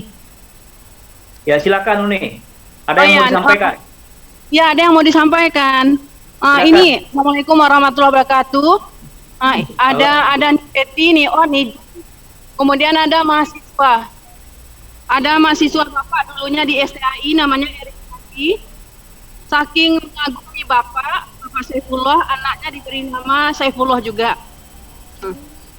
Ada beberapa hal mungkin yang Uni sampaikan. Mungkin Uni tidak sempat baca buku, tapi yang jelas ini di jalan kami mengikuti dari tadi. Kadang-kadang sinyal dapat, kadang-kadang tidak. Ada satu kata, ada satu ayat. Sebelumnya Uni tidak mengenal Pak Saifullah lebih mendalam, tapi semenjak bergabungnya PGTK Generasi Kami dengan STAI YKI, ada satu ayat yang langsung teringat sampai sekarang. Ketika kita menyerahkan MOU dari PGTK Generasi Kami untuk bergabung dengan STAI YKI, Uni waktu itu membaca Hasbunallahi wa ni'mal wakil, kemudian Bismillahi Allahu Akbar. Lalu dijawab oleh Pak Saifullah, Fa'iza azamta fatawakkal 'alallah. Ayat itu terngiang-ngiang sampai hari ini. Jadi artinya bahwa tekad beliau, bila sudah bertekad, semuanya nanti diserahkan pada putusan Allah. Dan ayat itu masih lirik terdengar di telinga dan difasilitasi oleh Pak Mustamir. Dan barangkali misalnya kalau disebut tadi Padang, Koto, Gaek, Pato bisa jelajah dunia, maka barangkali juga perlu disebutkan bagaimana Pato Gaek itu juga bagaimana lokal jauh dari Malaysia, di mana TOKW yang difasilitasi oleh Eka dan kawan-kawan memberikan kesempatan kuliah D1 untuk TKW yang ada di sana, dan sempat kita wisuda. Dan alhamdulillah itu luar biasa pengaruhnya. Tidak akan jadi guru, tidak, tapi bagaimana mempersiapkan diri untuk menjadi seorang ibu yang baik, seperti halnya Ibu Iyam yang almarhum, semoga dari beliau. Dan ini juga merupakan kesempatan ini adalah titik tanpa disadari sebenarnya pasti memberikan titik untuk bangkit pula bagi Uni waktu itu yang belum selesai kuliah. Beliau memberikan kesempatan untuk menjadi pembicara di salah satu kampus di Selangor. Beliau kasih kesempatan, Lena Moot menyampaikan makalah. Jadi Uni menyampaikan makalah di Malaysia, bertemu dengan dosen Uni yang di UNP, langsung bilang, ini kuliahnya tidak selesai tapi menjadi pemakalah di Malaysia. Karena pulang dari Malaysia langsung segera temui saya, langsung cepat ujian. Itu yang beliau sampaikan. Jadi tanpa disadari ada banyak orang-orang yang berhasil, yang memberikan kesempatan untuk termotivasi dan berikan kesempatan juga untuk bisa menikmati kuliah. Itu barangkali bagian-bagian lain daripada mungkin bukan jelajah dunia tapi jelajah Nusantara. Ini juga memberikan motivasi yang luar biasa.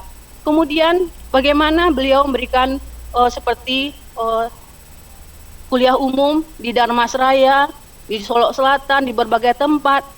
Dan kata-kata dari mahasiswa yang masih teringat oleh saya adalah yang senyum yang paling manis itu adalah Pak Saifullah. Yang ketika misalnya memindahkan jambul mahasiswa ketika mahasiswa sudah, maka yang paling tulus senyumnya itu adalah Pak Saifullah. Itu komentar mahasiswa. Dan barangkali mungkin di hari yang berbahagia, di ulang tahun yang ke-71 ini, Maka kepada Pak Saifullah kami mengucapkan tetaplah tersenyum seperti biasa, karena insya Allah Allah akan menguatkan dan akan banyak lagi yang kita sepanjang Allah berikan kesempatan untuk hidup, insya Allah akan berikan lagi kesempatan untuk berbuat di sisi yang lain.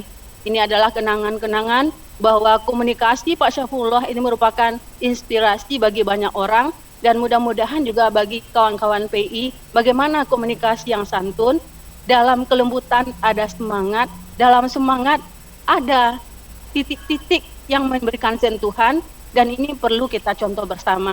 Selamat ulang tahun dari kami semuanya. Insya Allah kami akan melanjutkan perjalanan, semoga Allah meridhoi. Demikian saja Adel. Assalamualaikum warahmatullahi wabarakatuh. Terima kasih Uni. Ini Niot ya? Iya, Niot. Iya, akun Zoom-nya nih Feti. Iya. Gimana kan agak cukup nanti Del. Ini baterai ini ada hampir habis, makanya dipotong Del. Adel, ini nih Feti. Adel, mungkin saya mau menambahkan. Ini Feti, Nijim ini sedang perjalanan ke Dharmasraya. Jadi hari ini ada sesepuh kita wanita Islam di Dharmasraya meninggal dunia. Namanya Ibu Darusmiatun. Ibu Darusmiatun ini adalah peletak awal TK kita wanita Islam di Dharmasraya. Beliau yang berjuang bersama suaminya dengan dakwah dengan WI, dan sekarang Feti, Nijim ini dalam perjalanan ke Dharmasraya. Satu mobil nih semuanya. Iya, belum nyampe ya Niot ya? Belum lagi, jadi HP dinyalakan satu aja. Iyalah. Terima kasih Niot. Ya. Bang Saifullah, silahkan direspon Bang Saifullah. Ada mahasiswa Bang Saifullah yang sekarang memberi nama anaknya Saifullah juga, terinspirasi dari dosennya Bang Saifullah. Silakan Bang. Aduh, saya tidak bisa bicara apa-apa. Tuhan sajalah yang akan memberikan pahala bagi yang berbuat baik. Kalau sekiranya oleh Ot itu dianggap kebaikan, mudah-mudahan Allah akan memberikan balasan yang berlipat ganda. Amin. Benar juga, Saudara Ot, benar juga. Pada waktu Ot itu kami membuka lokal jauh bersama Ustadz Das ya. Ada Ustadz Das di sini. Kami membuka lokal jauh STA IYKI di Kuala Lumpur. Jadi kalau IAIN buka cabang itu hanya di sekitar Sumatera Barat. Ya, kalau IAIN hanya buka cabang di Sumatera Barat, atau UNP buka cabang di mana-mana, di Payakumbuh, di Pasaman begitu. Tapi kami STA IYKI yang kecil, yang miskin, yang tidak punya apa-apa, lokal jauhnya ada di Kuala Lumpur. Ya, jadi kalau orang-orang sekarang berbicara tentang go internasional, kami sudah go internasional sebelum orang lain memikirkan go internasional. Oke. Jadi Ot itu memang dia, dan saya mohon maaf lah ya, yang bikin ceramahnya Ot itu saya. Saya bikin ceramah dia tuh, tapi saya paksa dia tampil di sana. Dan orang-orang senang sekali dengan ceramah si Ot, karena dia ceramah tentang pendidikan usia dini. Jadi bahasa si Ot itu dia menyanyi-nyanyi. Si Ot ini, kalau saya kan tidak pandai nyanyi-nyanyi, dia nyanyi-nyanyi lalu kayak anak-anak begitu, berceramah itu kayak anak-anak. Jadi orang Malaysia itu tertawa mendengar si Ot ceramah. Itu pengalaman yang saya tidak bisa lupa. Jadi ada setidak-tidaknya 2 tahun kami buka cabang di Kuala Lumpur itu. Perwakilan Kuala Lumpurnya ada Dr. Saidul Amin, waktu itu belum doktor, sekarang sudah doktor, menjadi dosen pasca sarjana di UIN Pekanbaru. Di dalam buku biografi saya, ya, Saudara Saidul Amin juga membuat satu uraian tentang bagaimana cara kami membuat lokal jauh itu. Dia datang bersama Yusnita namanya ke Padang, lalu ada di situ Irsyad, ada Ibu Ot. Bagaimana kalau kami diberi legalitas oleh STA IYKI cabang di Kuala Lumpur? Saya bilang, sekali Anda minta 2 kali kami kasih. Sekali Anda minta 2 kali kami kasih. Jadi bagaimana caranya Bang? Semuanya kita bereskan. Ada 2 kali kami hadir mewisuda STA IYKI cabang Kuala Lumpur. Saya bangga ya. Dan ada banyak di antara mereka yang memang jadi TKW yang dihinakan orang-orang Malaysia, tapi mereka bangga akhirnya karena mereka punya ijazah STI YKI. Ketika mereka pulang ke Jawa, ya ke Pekanbaru, ke Sumatera Utara, mereka dengan bawa keping ijazah, kami tidak hanya cari ringgit, tapi kami juga cari ilmu di Malaysia. Bagi saya itu sesuatu yang luar biasa berharga. Saya kira itu, dan saya ikut langsung kawal kepada Ibu pengurus wanita Islam di Dharmasraya, Ibu Ot ya. Saya mengenal nama itu ketika kita sering ceramah-ceramah kita di STI Dharmasraya, saya mengenal nama itu. Jadi sampaikan salam langsung kawal dari kami semua. Iya, insya Allah Pak. Oke. Insya Allah. Ya, oke. Baik Pak. Terima kasih, ada juga Yan Pita dari Pasaman Pak. Oke, kami melanjutkan perjalanan lagi. Mungkin sinyal agak susah sesudah ini. Terima kasih. Baik, terima kasih Adel. Semoga Allah meridhoi untuk semuanya. Assalamualaikum warahmatullahi wabarakatuh. Hati-hati di jalan, Uni. Selamat pulang pergi. Baik, peserta diskusi Pangilun, saya kira ini semakin hangat gitu ya. Saya mau mengingatkan saja kepada Bang Saifullah. Bang Saifullah mungkin masih ingat 3 tahun lalu kita berkumpul di Gunung Pangilun, di markas sekretariat PII gitu. Kita membuat sebuah forum, namanya adalah Forum Pangilun. Pimpinannya adalah Bang Fahrul Rashid begitu. Meresmikannya itu kita beradu tangan begitu. Bersama-sama gitu ya.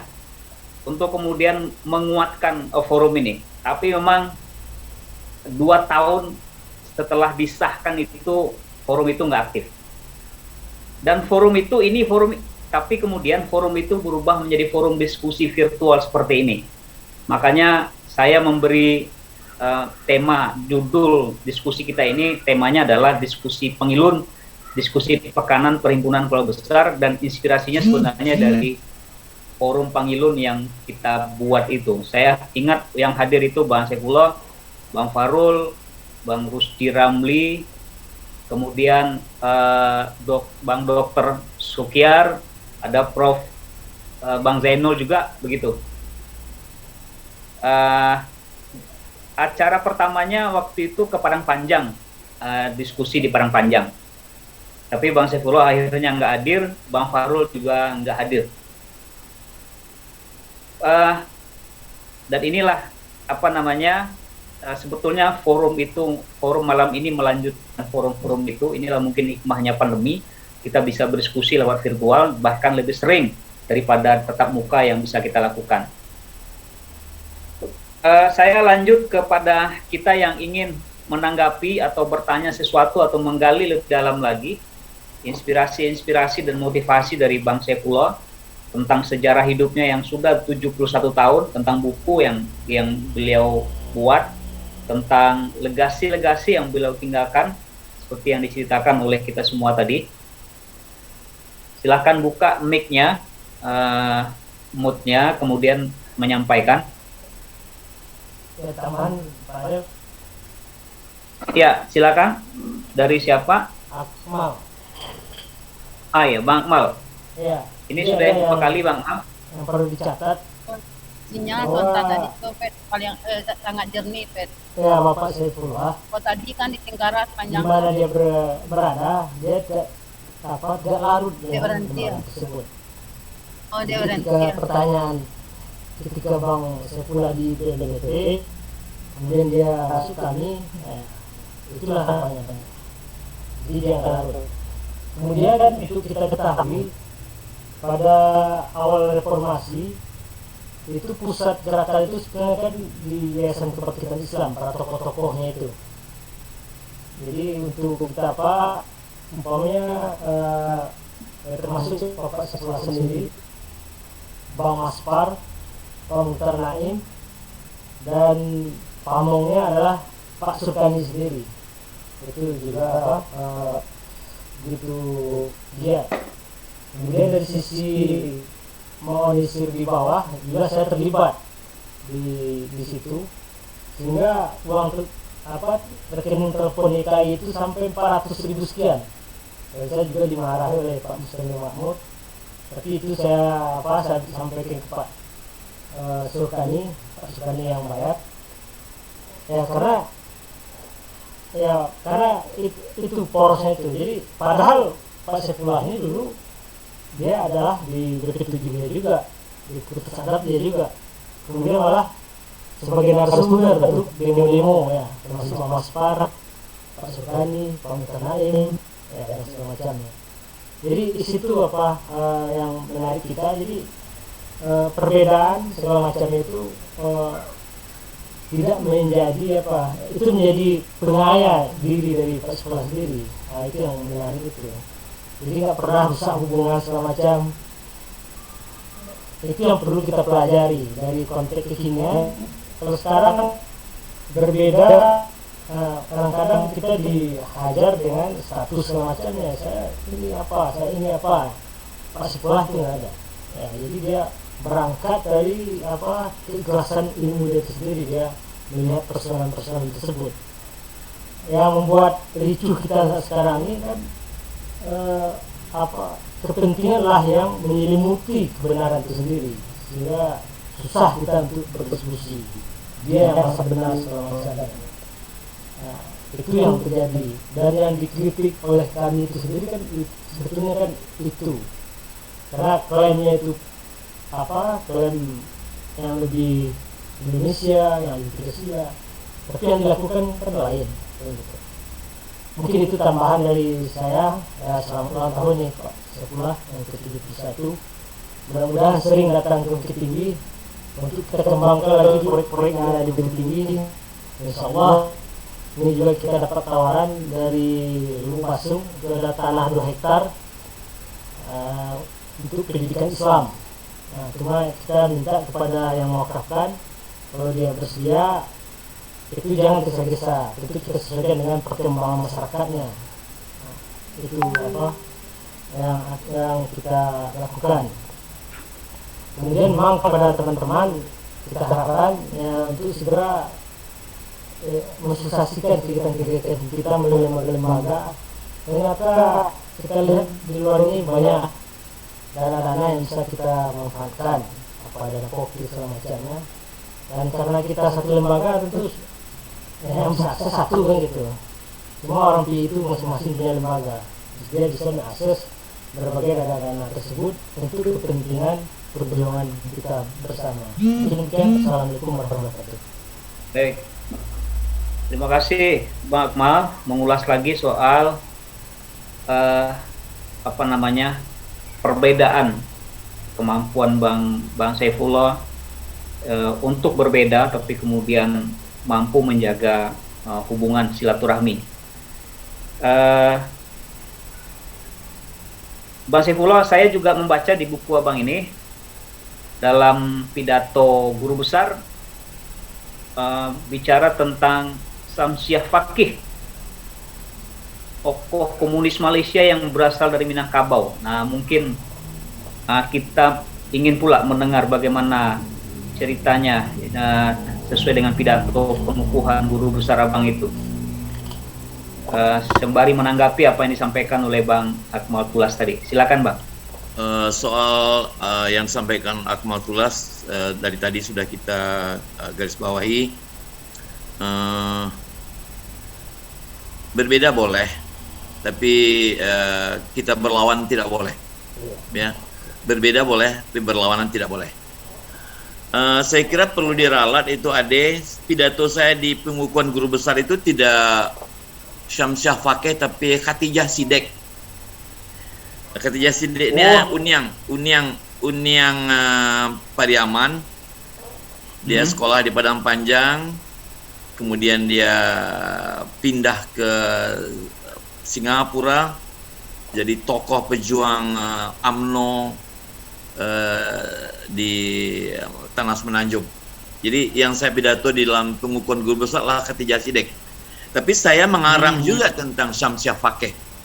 Mungkin yang Adel baca karangan lepas saya tentang Syamsiah Fakih. Dari Dinia Putri menjadi aktivis radikal Parti Komunis Malaya, itu judulnya kalau Syamsiah Fakih. Tapi kalau Khatijah Sidek Putri Kesatria Bangsa, itu judulnya. Nah, oke, saya kira itu yang bisa saya sampaikan buat sementara. Oke. Itu di apa Bang? Saya baca itu di Wikipedia. Oke, ya di Wikipedia masuk ya. Dia kan ada profil Abang tuh.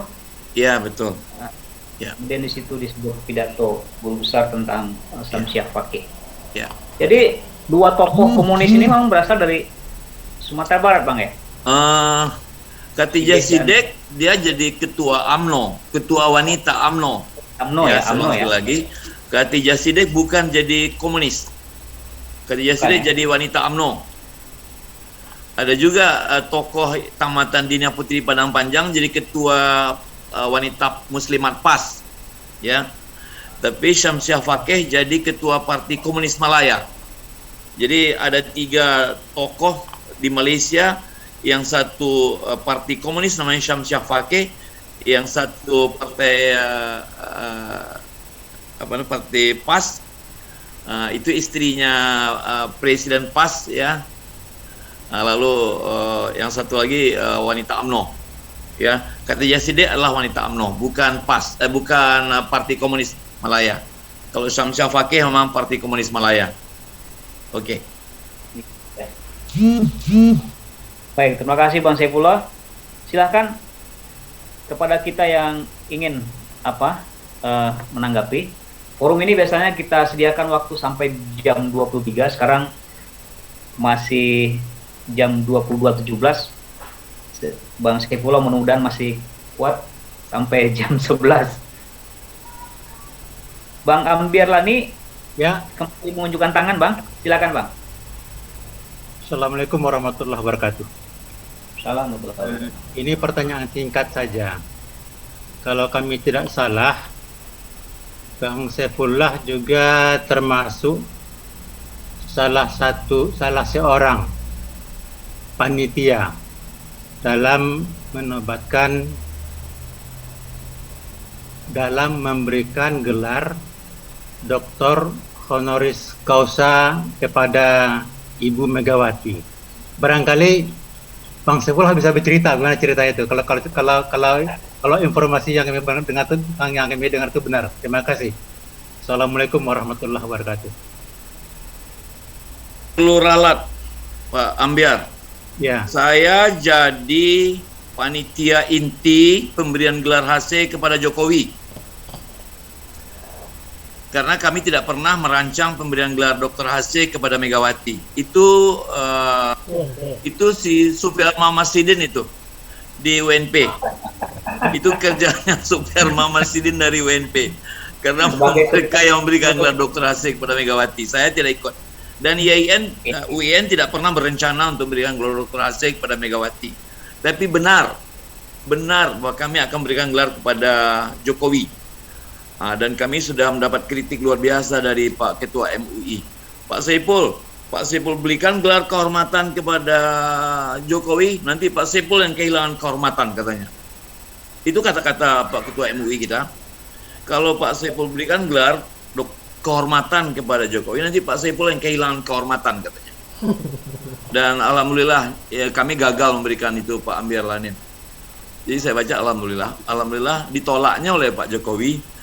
Jadi kekhawatiran Pak Ghazrizal Ghazahar itu kepada kami menjadi tidak berlaku. So kalau berlaku saya juga akhirnya khawatir juga saya kehilangan kehormatan kalau menurut Ketua Pak Ghazahar.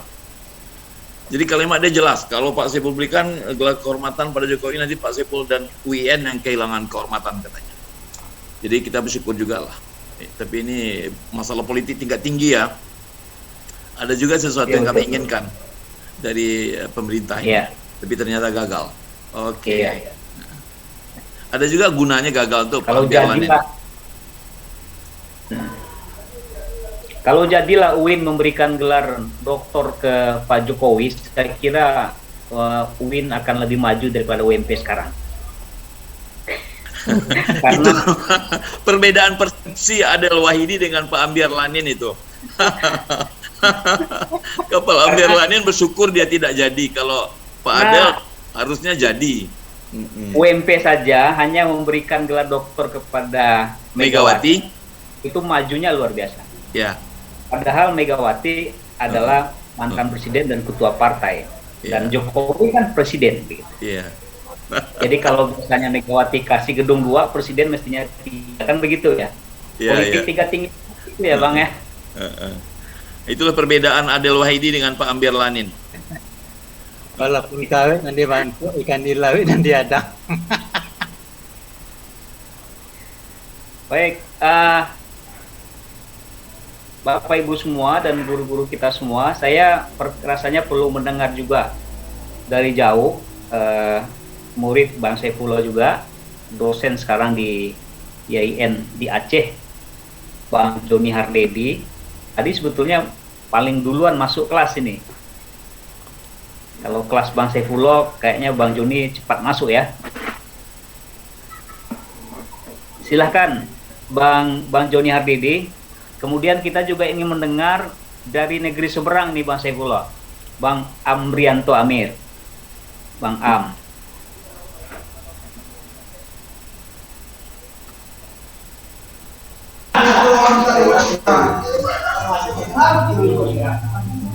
Assalamualaikum warahmatullahi wabarakatuh.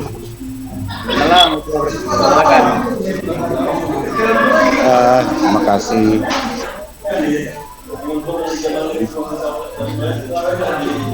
Sini masalahnya ribut di kafe. Di Aceh mesti di kafe, kalau enggak dapat sinyal. Apa namanya? Di akhir kepemimpinan beliau di Senat, beliau mengasih saya izin pindah ke Padang. Tapi mudah-mudahan tahun ini bisa terwujud, Prof. Mohon doanya. Saya berencana memang bersilaturahmi ke rumah Prof untuk bicara, tapi sampai sekarang belum sempat. Itu saja. Mungkin kalau kenangan yang lain kurang terdengar tadi Bang. Apa maksudnya tadi Bang? Mau pindah ceritanya nih? Iya, beliau di akhir kepemimpinan beliau di Senat, beliau menandatangani surat izin pindah saya ke UIN Mongojo. Oh iya. Mudah-mudahan tahun ini bisa terwujud. Karena karena alasan waktu itu Stein Gajah Putih belum mau melepas karena sedang proses transformasi menjadi IAIN Takengon. Dan alhamdulillah tahun kemarin sudah terwujud ya, dan mudah-mudahan tahun ini bisa dilepas pulang kampung. Iya. Terima kasih. Ya, mudah-mudahan Bang Joni Hardedi. Kalau kami di PW manggilnya Bang Pajo. Mungkin kalau angkatannya Bang Saifullah ke atas, kalau kami populernya dengan panggilan itu. Segera kembali ke Padang dan kembali kalau sekarang kan LDR istilahnya Bang ya. Setiap bulan harus bolak-balik Padang Takengon. Iya. Tapi karena pandemi ini jadi susah untuk bolak-balik. Selanjutnya silakan Bang Am.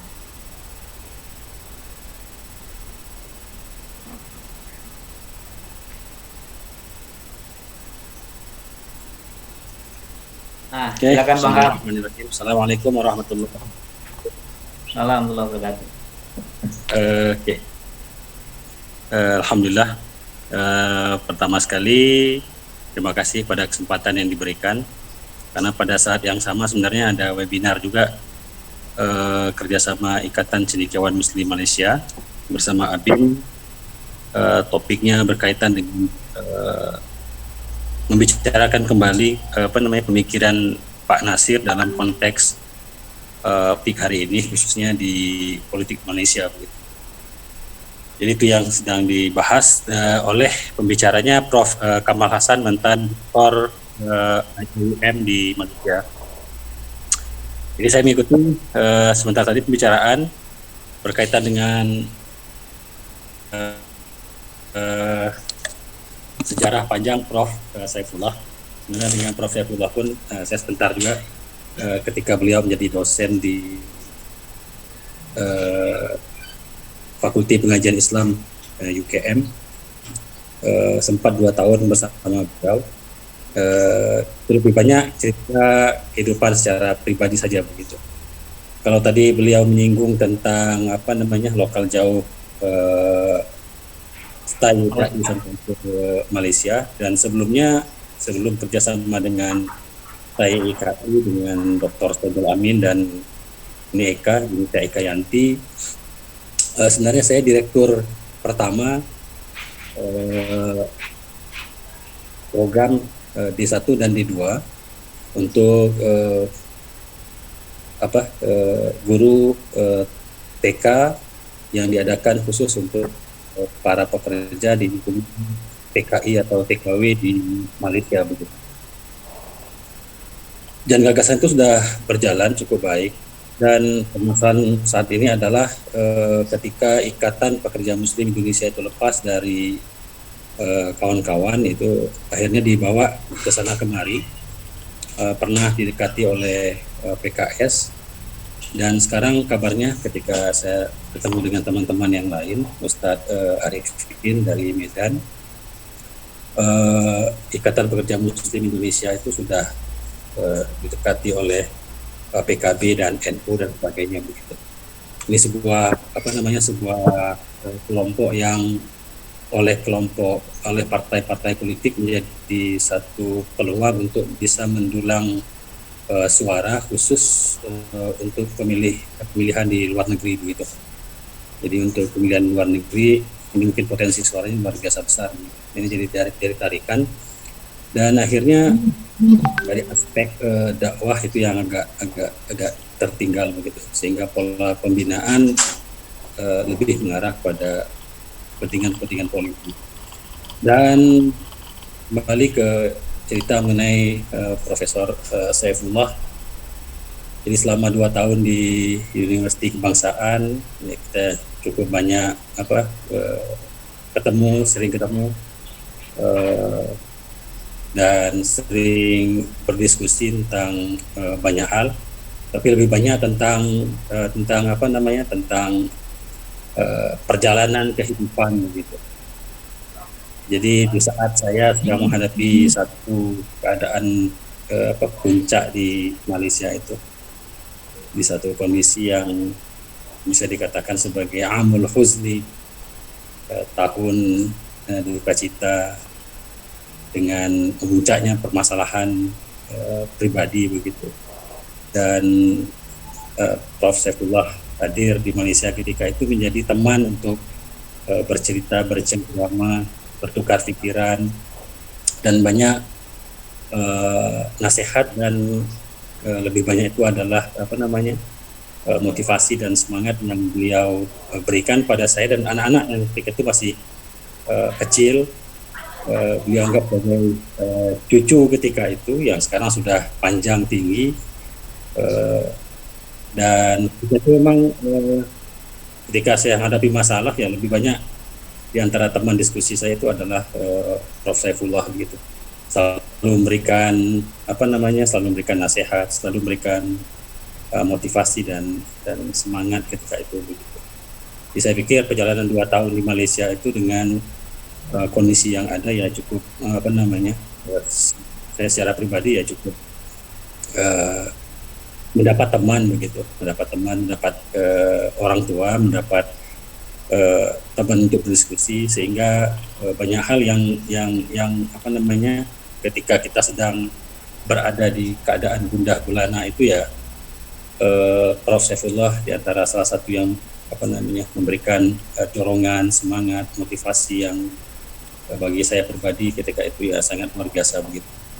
Al-maklum saya sendiri itu kemudian keluarga tidak ada di sini, dan ketika menghadapi masalah puncak dalam kehidupan keseharian ya pada saat itu memang kalau istilah orang itu ada kegundahan, kegundah gulanaan, dan proses pencarian perjalanan hidup lagi begitu. Sehingga kehadiran Bunda Saifullah itu pada saat itu memang sesuatu yang luar biasa bagi saya pribadi begitu. Dan begitulah karakter Prof. Saifullah itu gitu. Tidak pandang orang siapa, artinya setiap ungkapan, setiap kata yang keluar dari pemikiran dari lisannya Prof. Saifullah itu adalah untayan-untayan nasihat yang di samping itu juga untayan-untayan yang banyak memberikan motivasi, memberikan semangat begitu. Tidak pandang siapa orang gitu. Jadi setiap ketemu orang beliau selalu memberikan memberikan semangat baru pada orang yang menjadi lawan bicaranya begitu. Dan beliau tidak pandang orangnya siapa dan tidak melihat latar belakangnya apa dan siapanya begitu. Tapi ketika orang berdiskusi dengan beliau mengalir seperti air saja begitu. Jadi siapapun yang berdiskusi dengan beliau, berbicara dengan beliau, seakan-akan teman diskusi itu adalah orang yang sebaya dengan beliau, dan seakan-akan orang yang menjadi teman diskusi itu adalah orang yang sudah cukup lama kenal dengan beliau, walaupun mungkin baru pertama kali kenal begitu. Jadi beliau cukup piawai untuk memainkan cukup piawai untuk menarik orang, dan pada saat yang sama cara-cara seperti itu yang mungkin cukup berkesan begitu untuk memberikan nasihat dan juga memberikan semangat begitu. Jadi semangat yang tak pernah padam itu tetap keluar dari mulut dari lisan seorang Prof. Saifullah, dan saya pikir itu tidak pernah berhenti sampai ke hari ini. Dan walaupun komunikasi saya dengan beliau juga terputus setelah beliau pulang ke Padang, tetapi banyak cerita yang saya dengar di belakang tentang kiprah dan perjuangan beliau yang cukup luar biasa begitu. Jadi artinya di usia ke-71 tahun ini adalah kita khususnya di keluarga besar dan di PII secara keseluruhan bagaimana bisa memanfaatkan momentum kehadiran beliau saat ini secara maksimal begitu. Karena beliau sudah terlepas beban tugas kedinasan. Jadi mungkin bagaimana kita bisa memanfaatkan itu dengan maksimal sehingga kehadiran purna tugas Prof. Saifullah itu bisa memberikan dampak lebih besar kepada pergerakan kita di PI secara khusus atau pada gerakan dakwah secara umumnya gitu. Jadi momentum ini mungkin bisa kita manfaatkan bersama sehingga ada suasana baru dan semangat baru yang bisa kita dapatkan, karena orang lama itu ya mungkin dari segi makan garamnya bukan saja lebih dulu untuk Prof. Saifullah ukurannya bukan pertama makan garam, tapi sudah cukup banyak makan garamnya begitu. Jadi saya pikir keasinan itu perlu diturunkan juga kepada yang lain sehingga kita dapat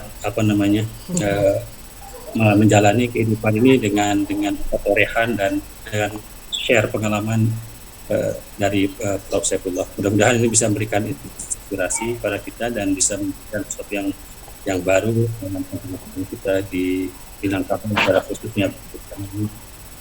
Tantangan ke depan itu yang luar biasa berat, tantangan dakwah yang luar biasa berat dihadapi oleh komunitas kita di Minangkabau ini.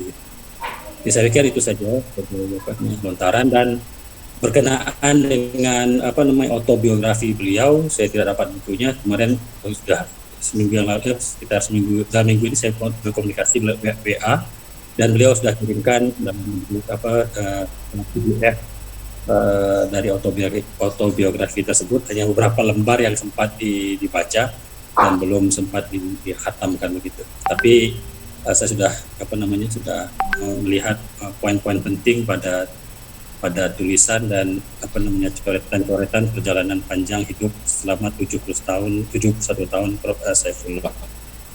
Mungkin itu saja Adel sebagai lontaran atau pengalaman yang pernah bersama dengan Prof. Lebih kurang, Assalamualaikum warahmatullahi wabarakatuh. Terima kasih Bang Am. Mungkin Bang Saifullah ingin merespon langsung ini Sohibul Bait waktu abang ke Malaysia ini. Iya betul.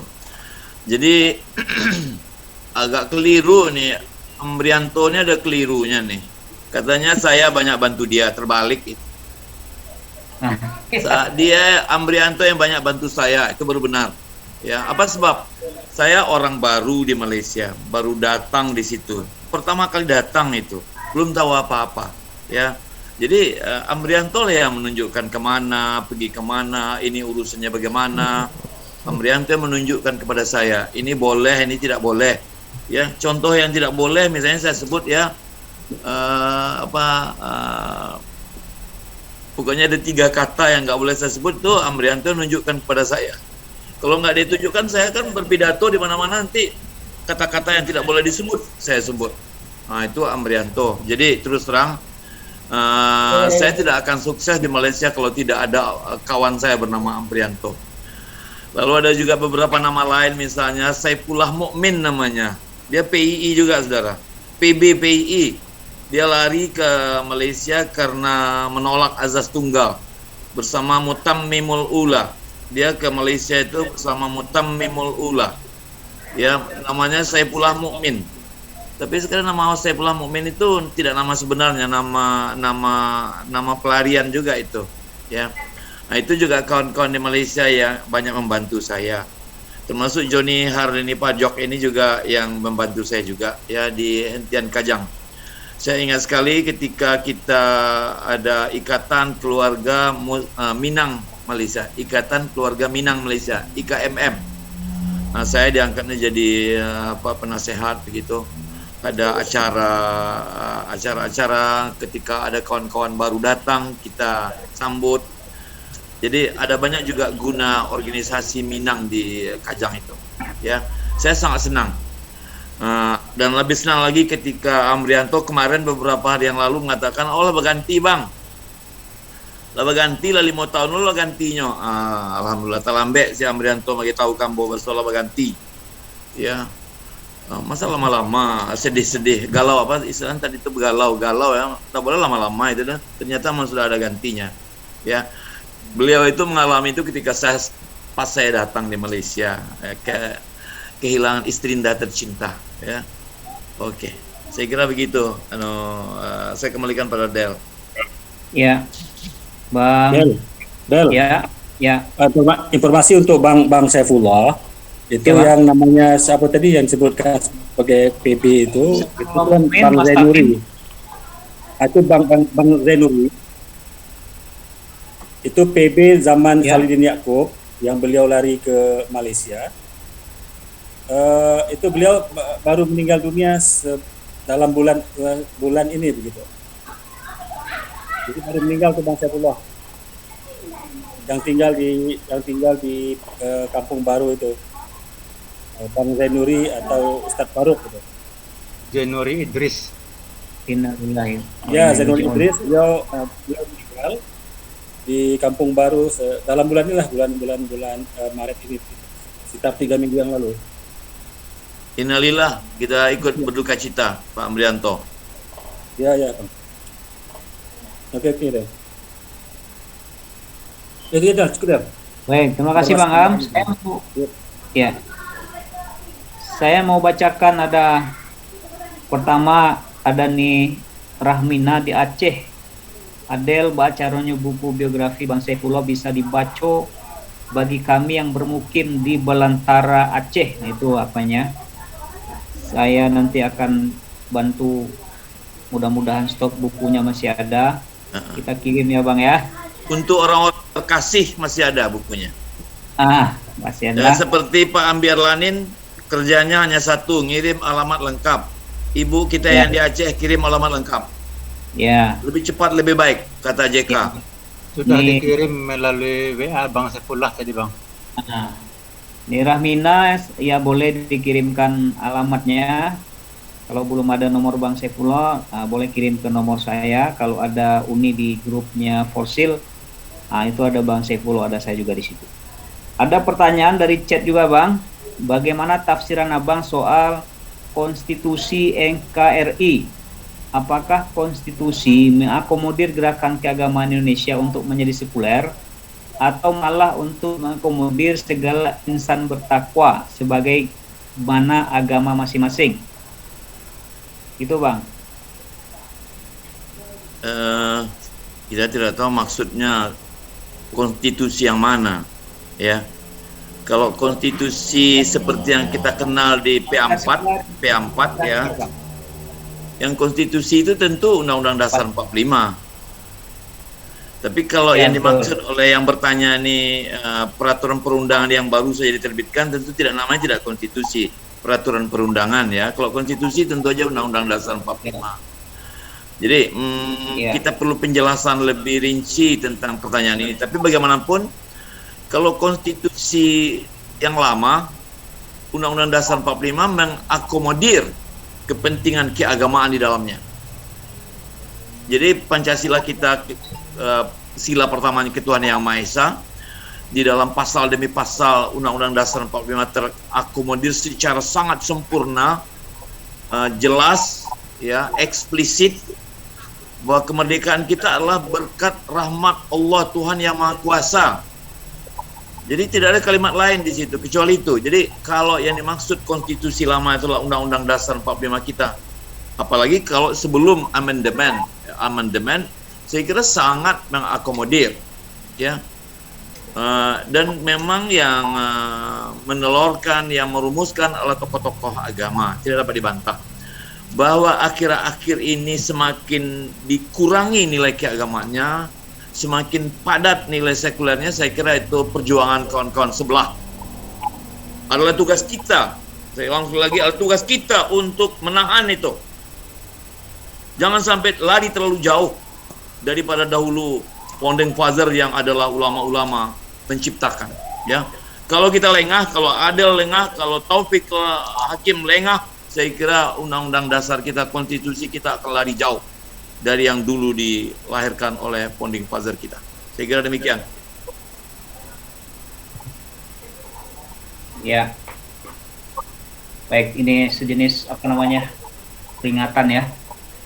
Sangat ditarik ke kiri Bang ya.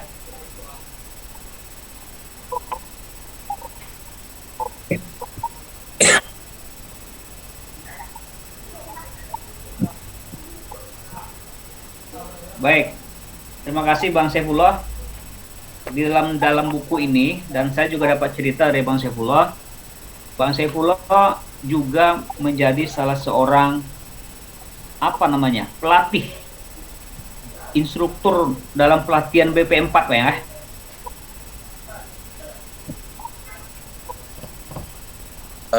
Masih di Abang masih di P4 atau BP7? P4 nama materinya, yang BP7 nama institusinya. Yang pelatihan Pancasila itu apa namanya ya? BP4. P4. P4 ya, P4. Oke. Apa pertanyaannya, Adel? Ya, Abang pelatih juga di situ kan? Iya.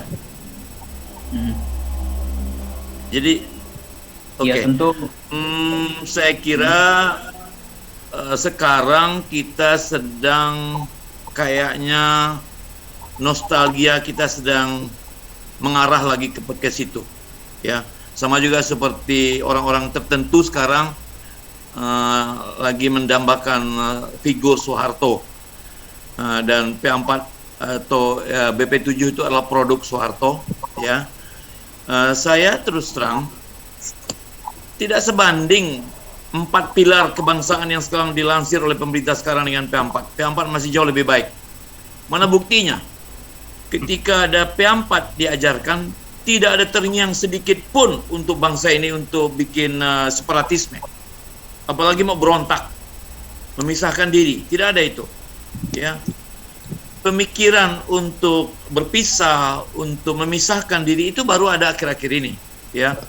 Ada Papua Merdeka, ada bahkan sebelumnya ada Riau Merdeka, pernah juga ada Kutai Merdeka dan sebagainya. Itu di zaman Orde Baru tidak muncul itu. Jadi saya kira P4 lebih memelihara bangsa ini untuk tidak berpikir separatis. ketimbang yang ada sekarang. Apalagi PPIP ya. BP itu belum apa-apa, dia sudah salah sebut ya, bahwa musuh terbesar Pancasila adalah agama. Saya kira itu perlu tobat itu, bekas rektor Jogja itu, ya, bekas rektor Jogja itu, yang mengatakan bahwa musuh terbesar Pancasila adalah agama. Agama yang melahirkan Pancasila itu, agamawan, isinya butir-butir agama. Bagaimana mungkin lalu yang diisikan secara lebih banyak ke situ lalu itu musuhnya? Itu kalimat orang yang tidak baca sejarah itu. Jadi itu yang saya tidak setuju dengan ketua BPIP yang baru itu. Saya kira sebaiknya kalau enggak ketuanya dibubarkan, ya institusinya dibubarkan. Baru selamat negara bangsa ini. Ya, setuju. Baik, terima kasih Bang Saifullah. Saya kalau tidak salah ini Taufik masih di Jakarta ya. Ya. Dan sepertinya yang di samping Taufik ini adalah saudara ketua umum terpilih, saya tidak salah. Iya Bang. Nah, karena saya tidak salah, kami dari Sumatera Barat, saudara ketua umum, ketua Dewan Formatur, rasanya kami ingin menjadi orang yang pertama kali mendengar suaranya ketua umum kita ini Bang Saifullah dan kanda-kanda semua. Saya agak susah menghafal namanya karena dari Sulawesi ya, NTT atau mana tuh ya. Nah, saya minta tolong diperkenalkan diri dan kami ingin juga mendengar ya sejenis apa harapan-harapan atau kira-kira kemarin janji politiknya ketika terpilih apa gitu ya. Kira-kira 2 tahun lagi PI itu akan jadi apa? Kita mau dengar ini. Silakan saudara ketua umum, ini forum yang sangat terhormat dan dimintakan juga dengan sangat hormat ini. Merasa bangga kami kalau forum ini bisa ketua umum memberikan pidato di sini. Silakan. Baik, bismillah, assalamualaikum warahmatullahi wabarakatuh. Salam warahmatullahi wabarakatuh. Syukranillah wala hawla wala quwwata illa billah. Hanya Subhanahu wa ta'ala. Syukur baginda Rasulullah SAW.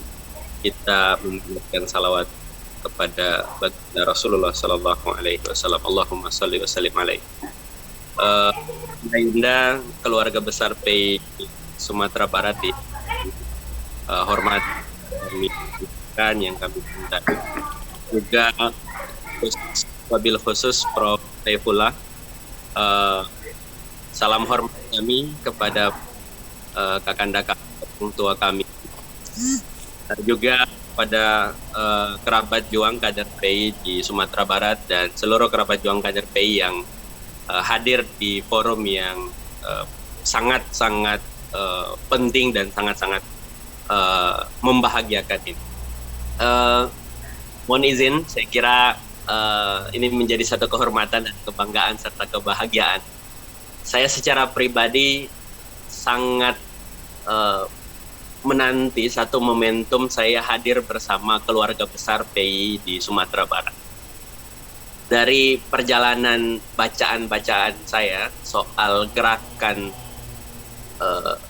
perjuangan umat Islam Indonesia, Sumatera Barat atau wabil khusus saudara-saudaraku yang kesukuannya di Minang itu punya kontribusi besar terhadap perjuangan Islam di Indonesia.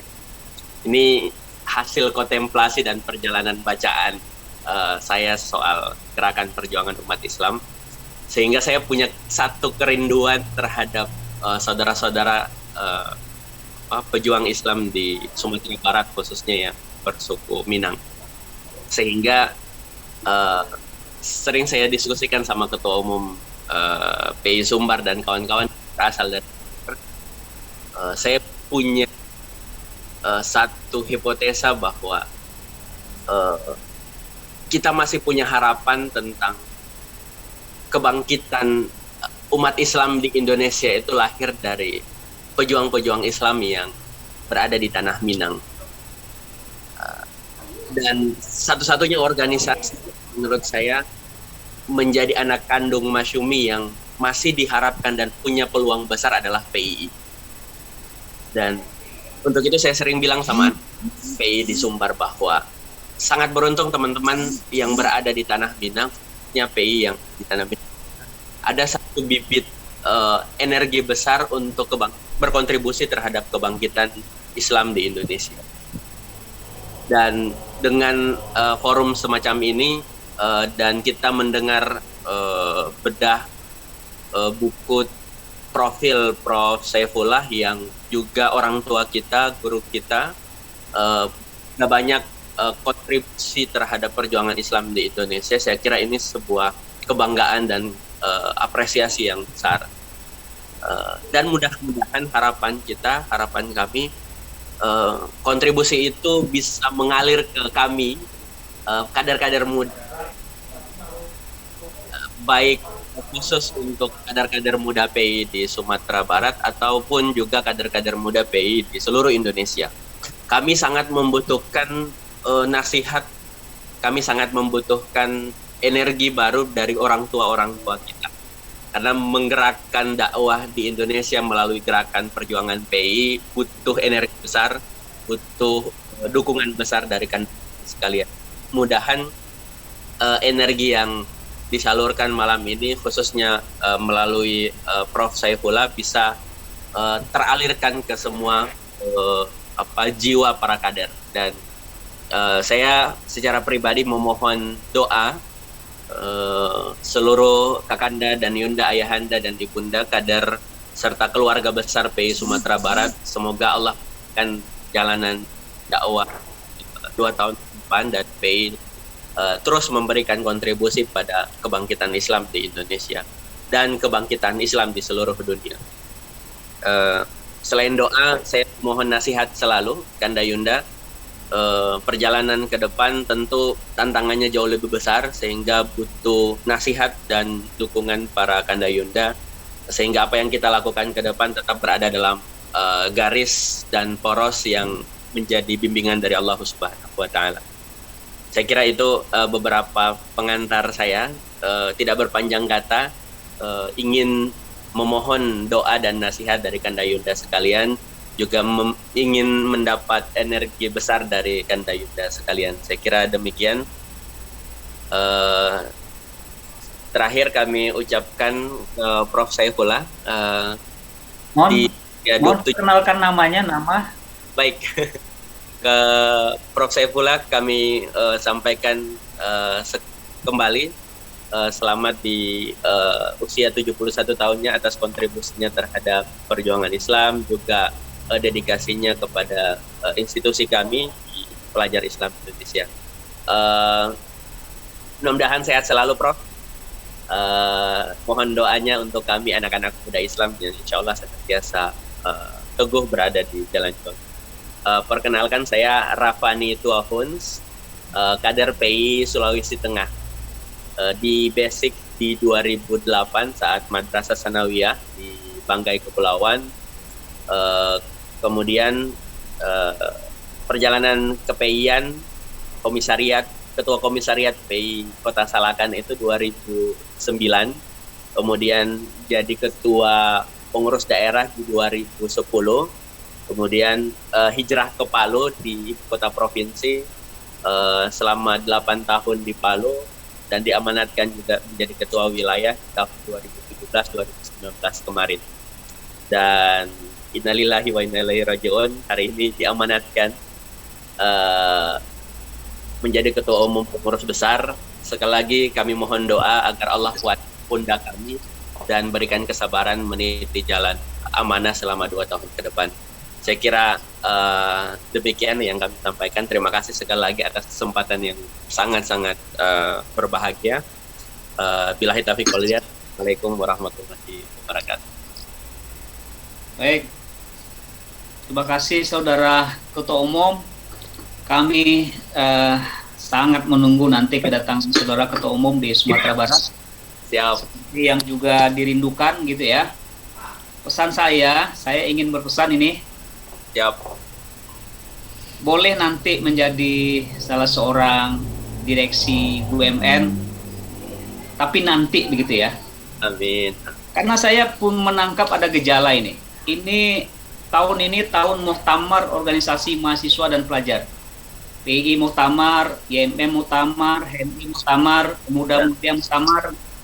Saya khawatir siapa nih akan duluan jadi komisaris UMN. Rasanya kok menjadi ormas pelajar atau mahasiswa itu ujungnya kok jadi komisaris UMN. Seolah menjadi sebuah organisasi ormas, tapi kemudian menjadi pelayan penguasa. Nanti lah gitu ya.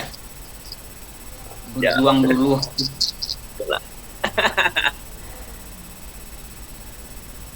Baik, kita sudah masuki di waktu akhir.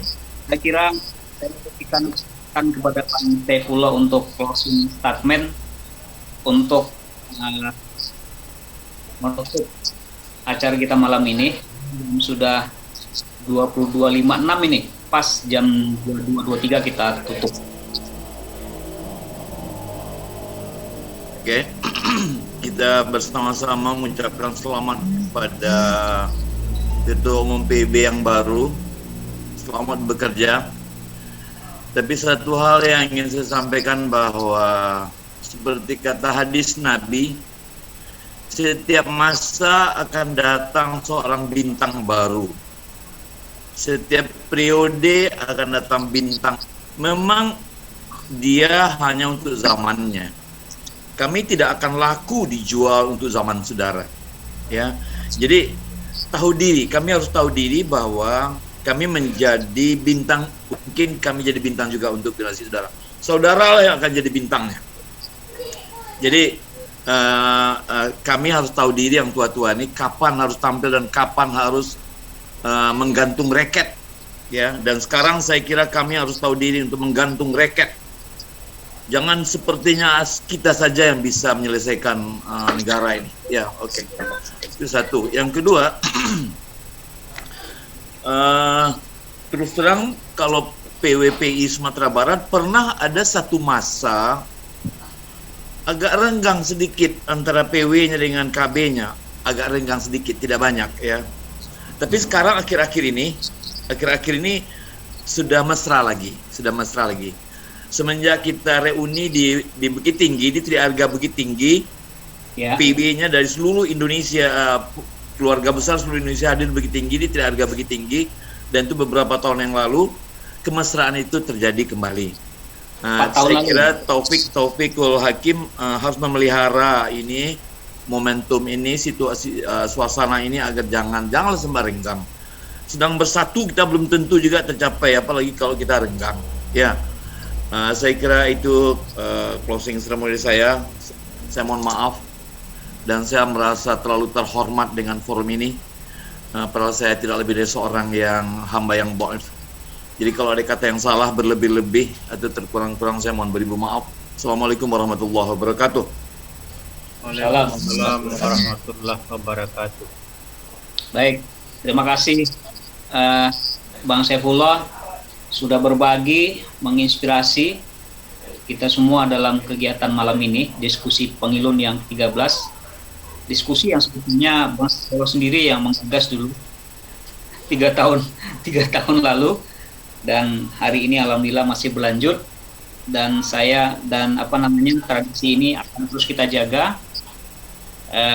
Kalau di Jakarta ada Majelis Reboan KBPI Pusat gitu ya, kemarin saya lihat sempat vakum dan sekarang sudah mulai lagi.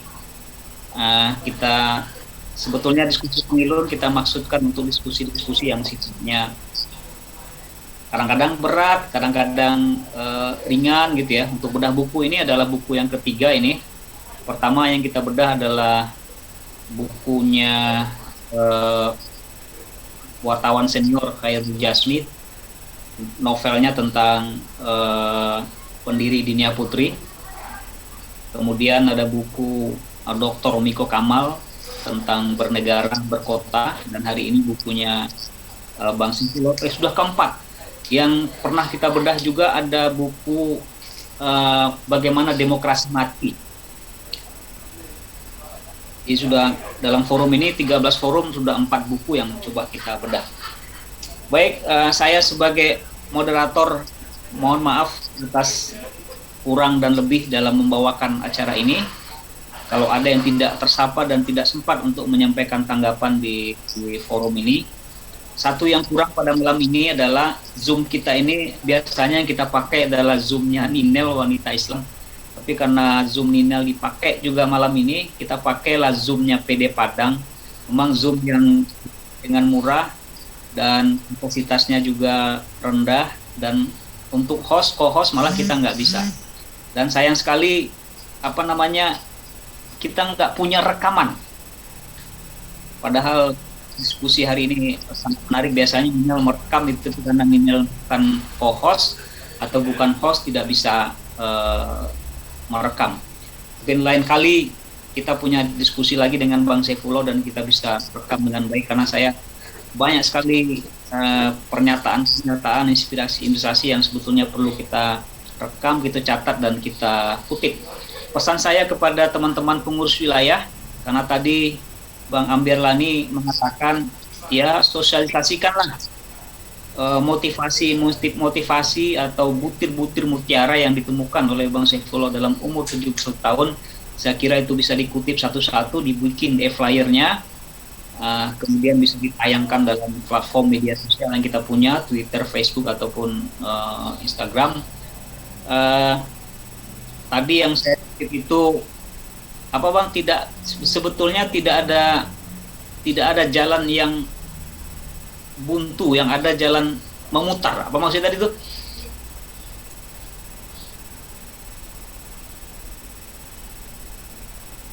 Apa tadi maksudnya? Tidak ada jalan yang buntu, Bang. Tidak ada jalan buntu, yang ada jalan memutar. Iya, tidak ada jalan yang buntu, yang ada adalah jalan memutar. Kalau yang pada umumnya tidak satu jalan Roma, itu sangat umum. Tapi Bang Saifullah menemukan cara lain. Tidak ada jalan yang buntu, yang ada adalah jalan memutar gitu. Saya kira saya menutupnya dengan cara begitu saja. Terima kasih sekali lagi Bang Saifullah. Bang Eliunus, terima kasih juga sudah hadir. Saya kembalikan kepada host Saudara Abdul Ghani, Ketua PW 2018-2020. Mudah-mudahan masih ada di Zoom kita ini. Silakan, Gani. Baik, terima kasih Bang. Alhamdulillah acara kita pada malam hari ini sudah selesai. Semoga apa saja yang disampaikan oleh Prof. Saifullah menjadi inspirasi pada kita semua, khususnya kepada generasi muda dalam memperjuangkan agama, negara, dan bangsanya. Dan yang terakhir, saya sebagai host berterima kasih kepada Kanda dan Yuda semua telah hadir mengikuti acara ini, dan kita tunggu lagi pada kajian selanjutnya si Pangilun, karena setiap minggunya akan dilaksanakan kajian Pangilun dengan temanya yang sangat menarik sekali. Dan akhir kata, saya mohon maaf salah dan janggalnya, dan saya tutup. Wabillahi taufiq wal hidayah. Assalamualaikum warahmatullahi wabarakatuh. Waalaikumsalam warahmatullahi wabarakatuh. Ternyata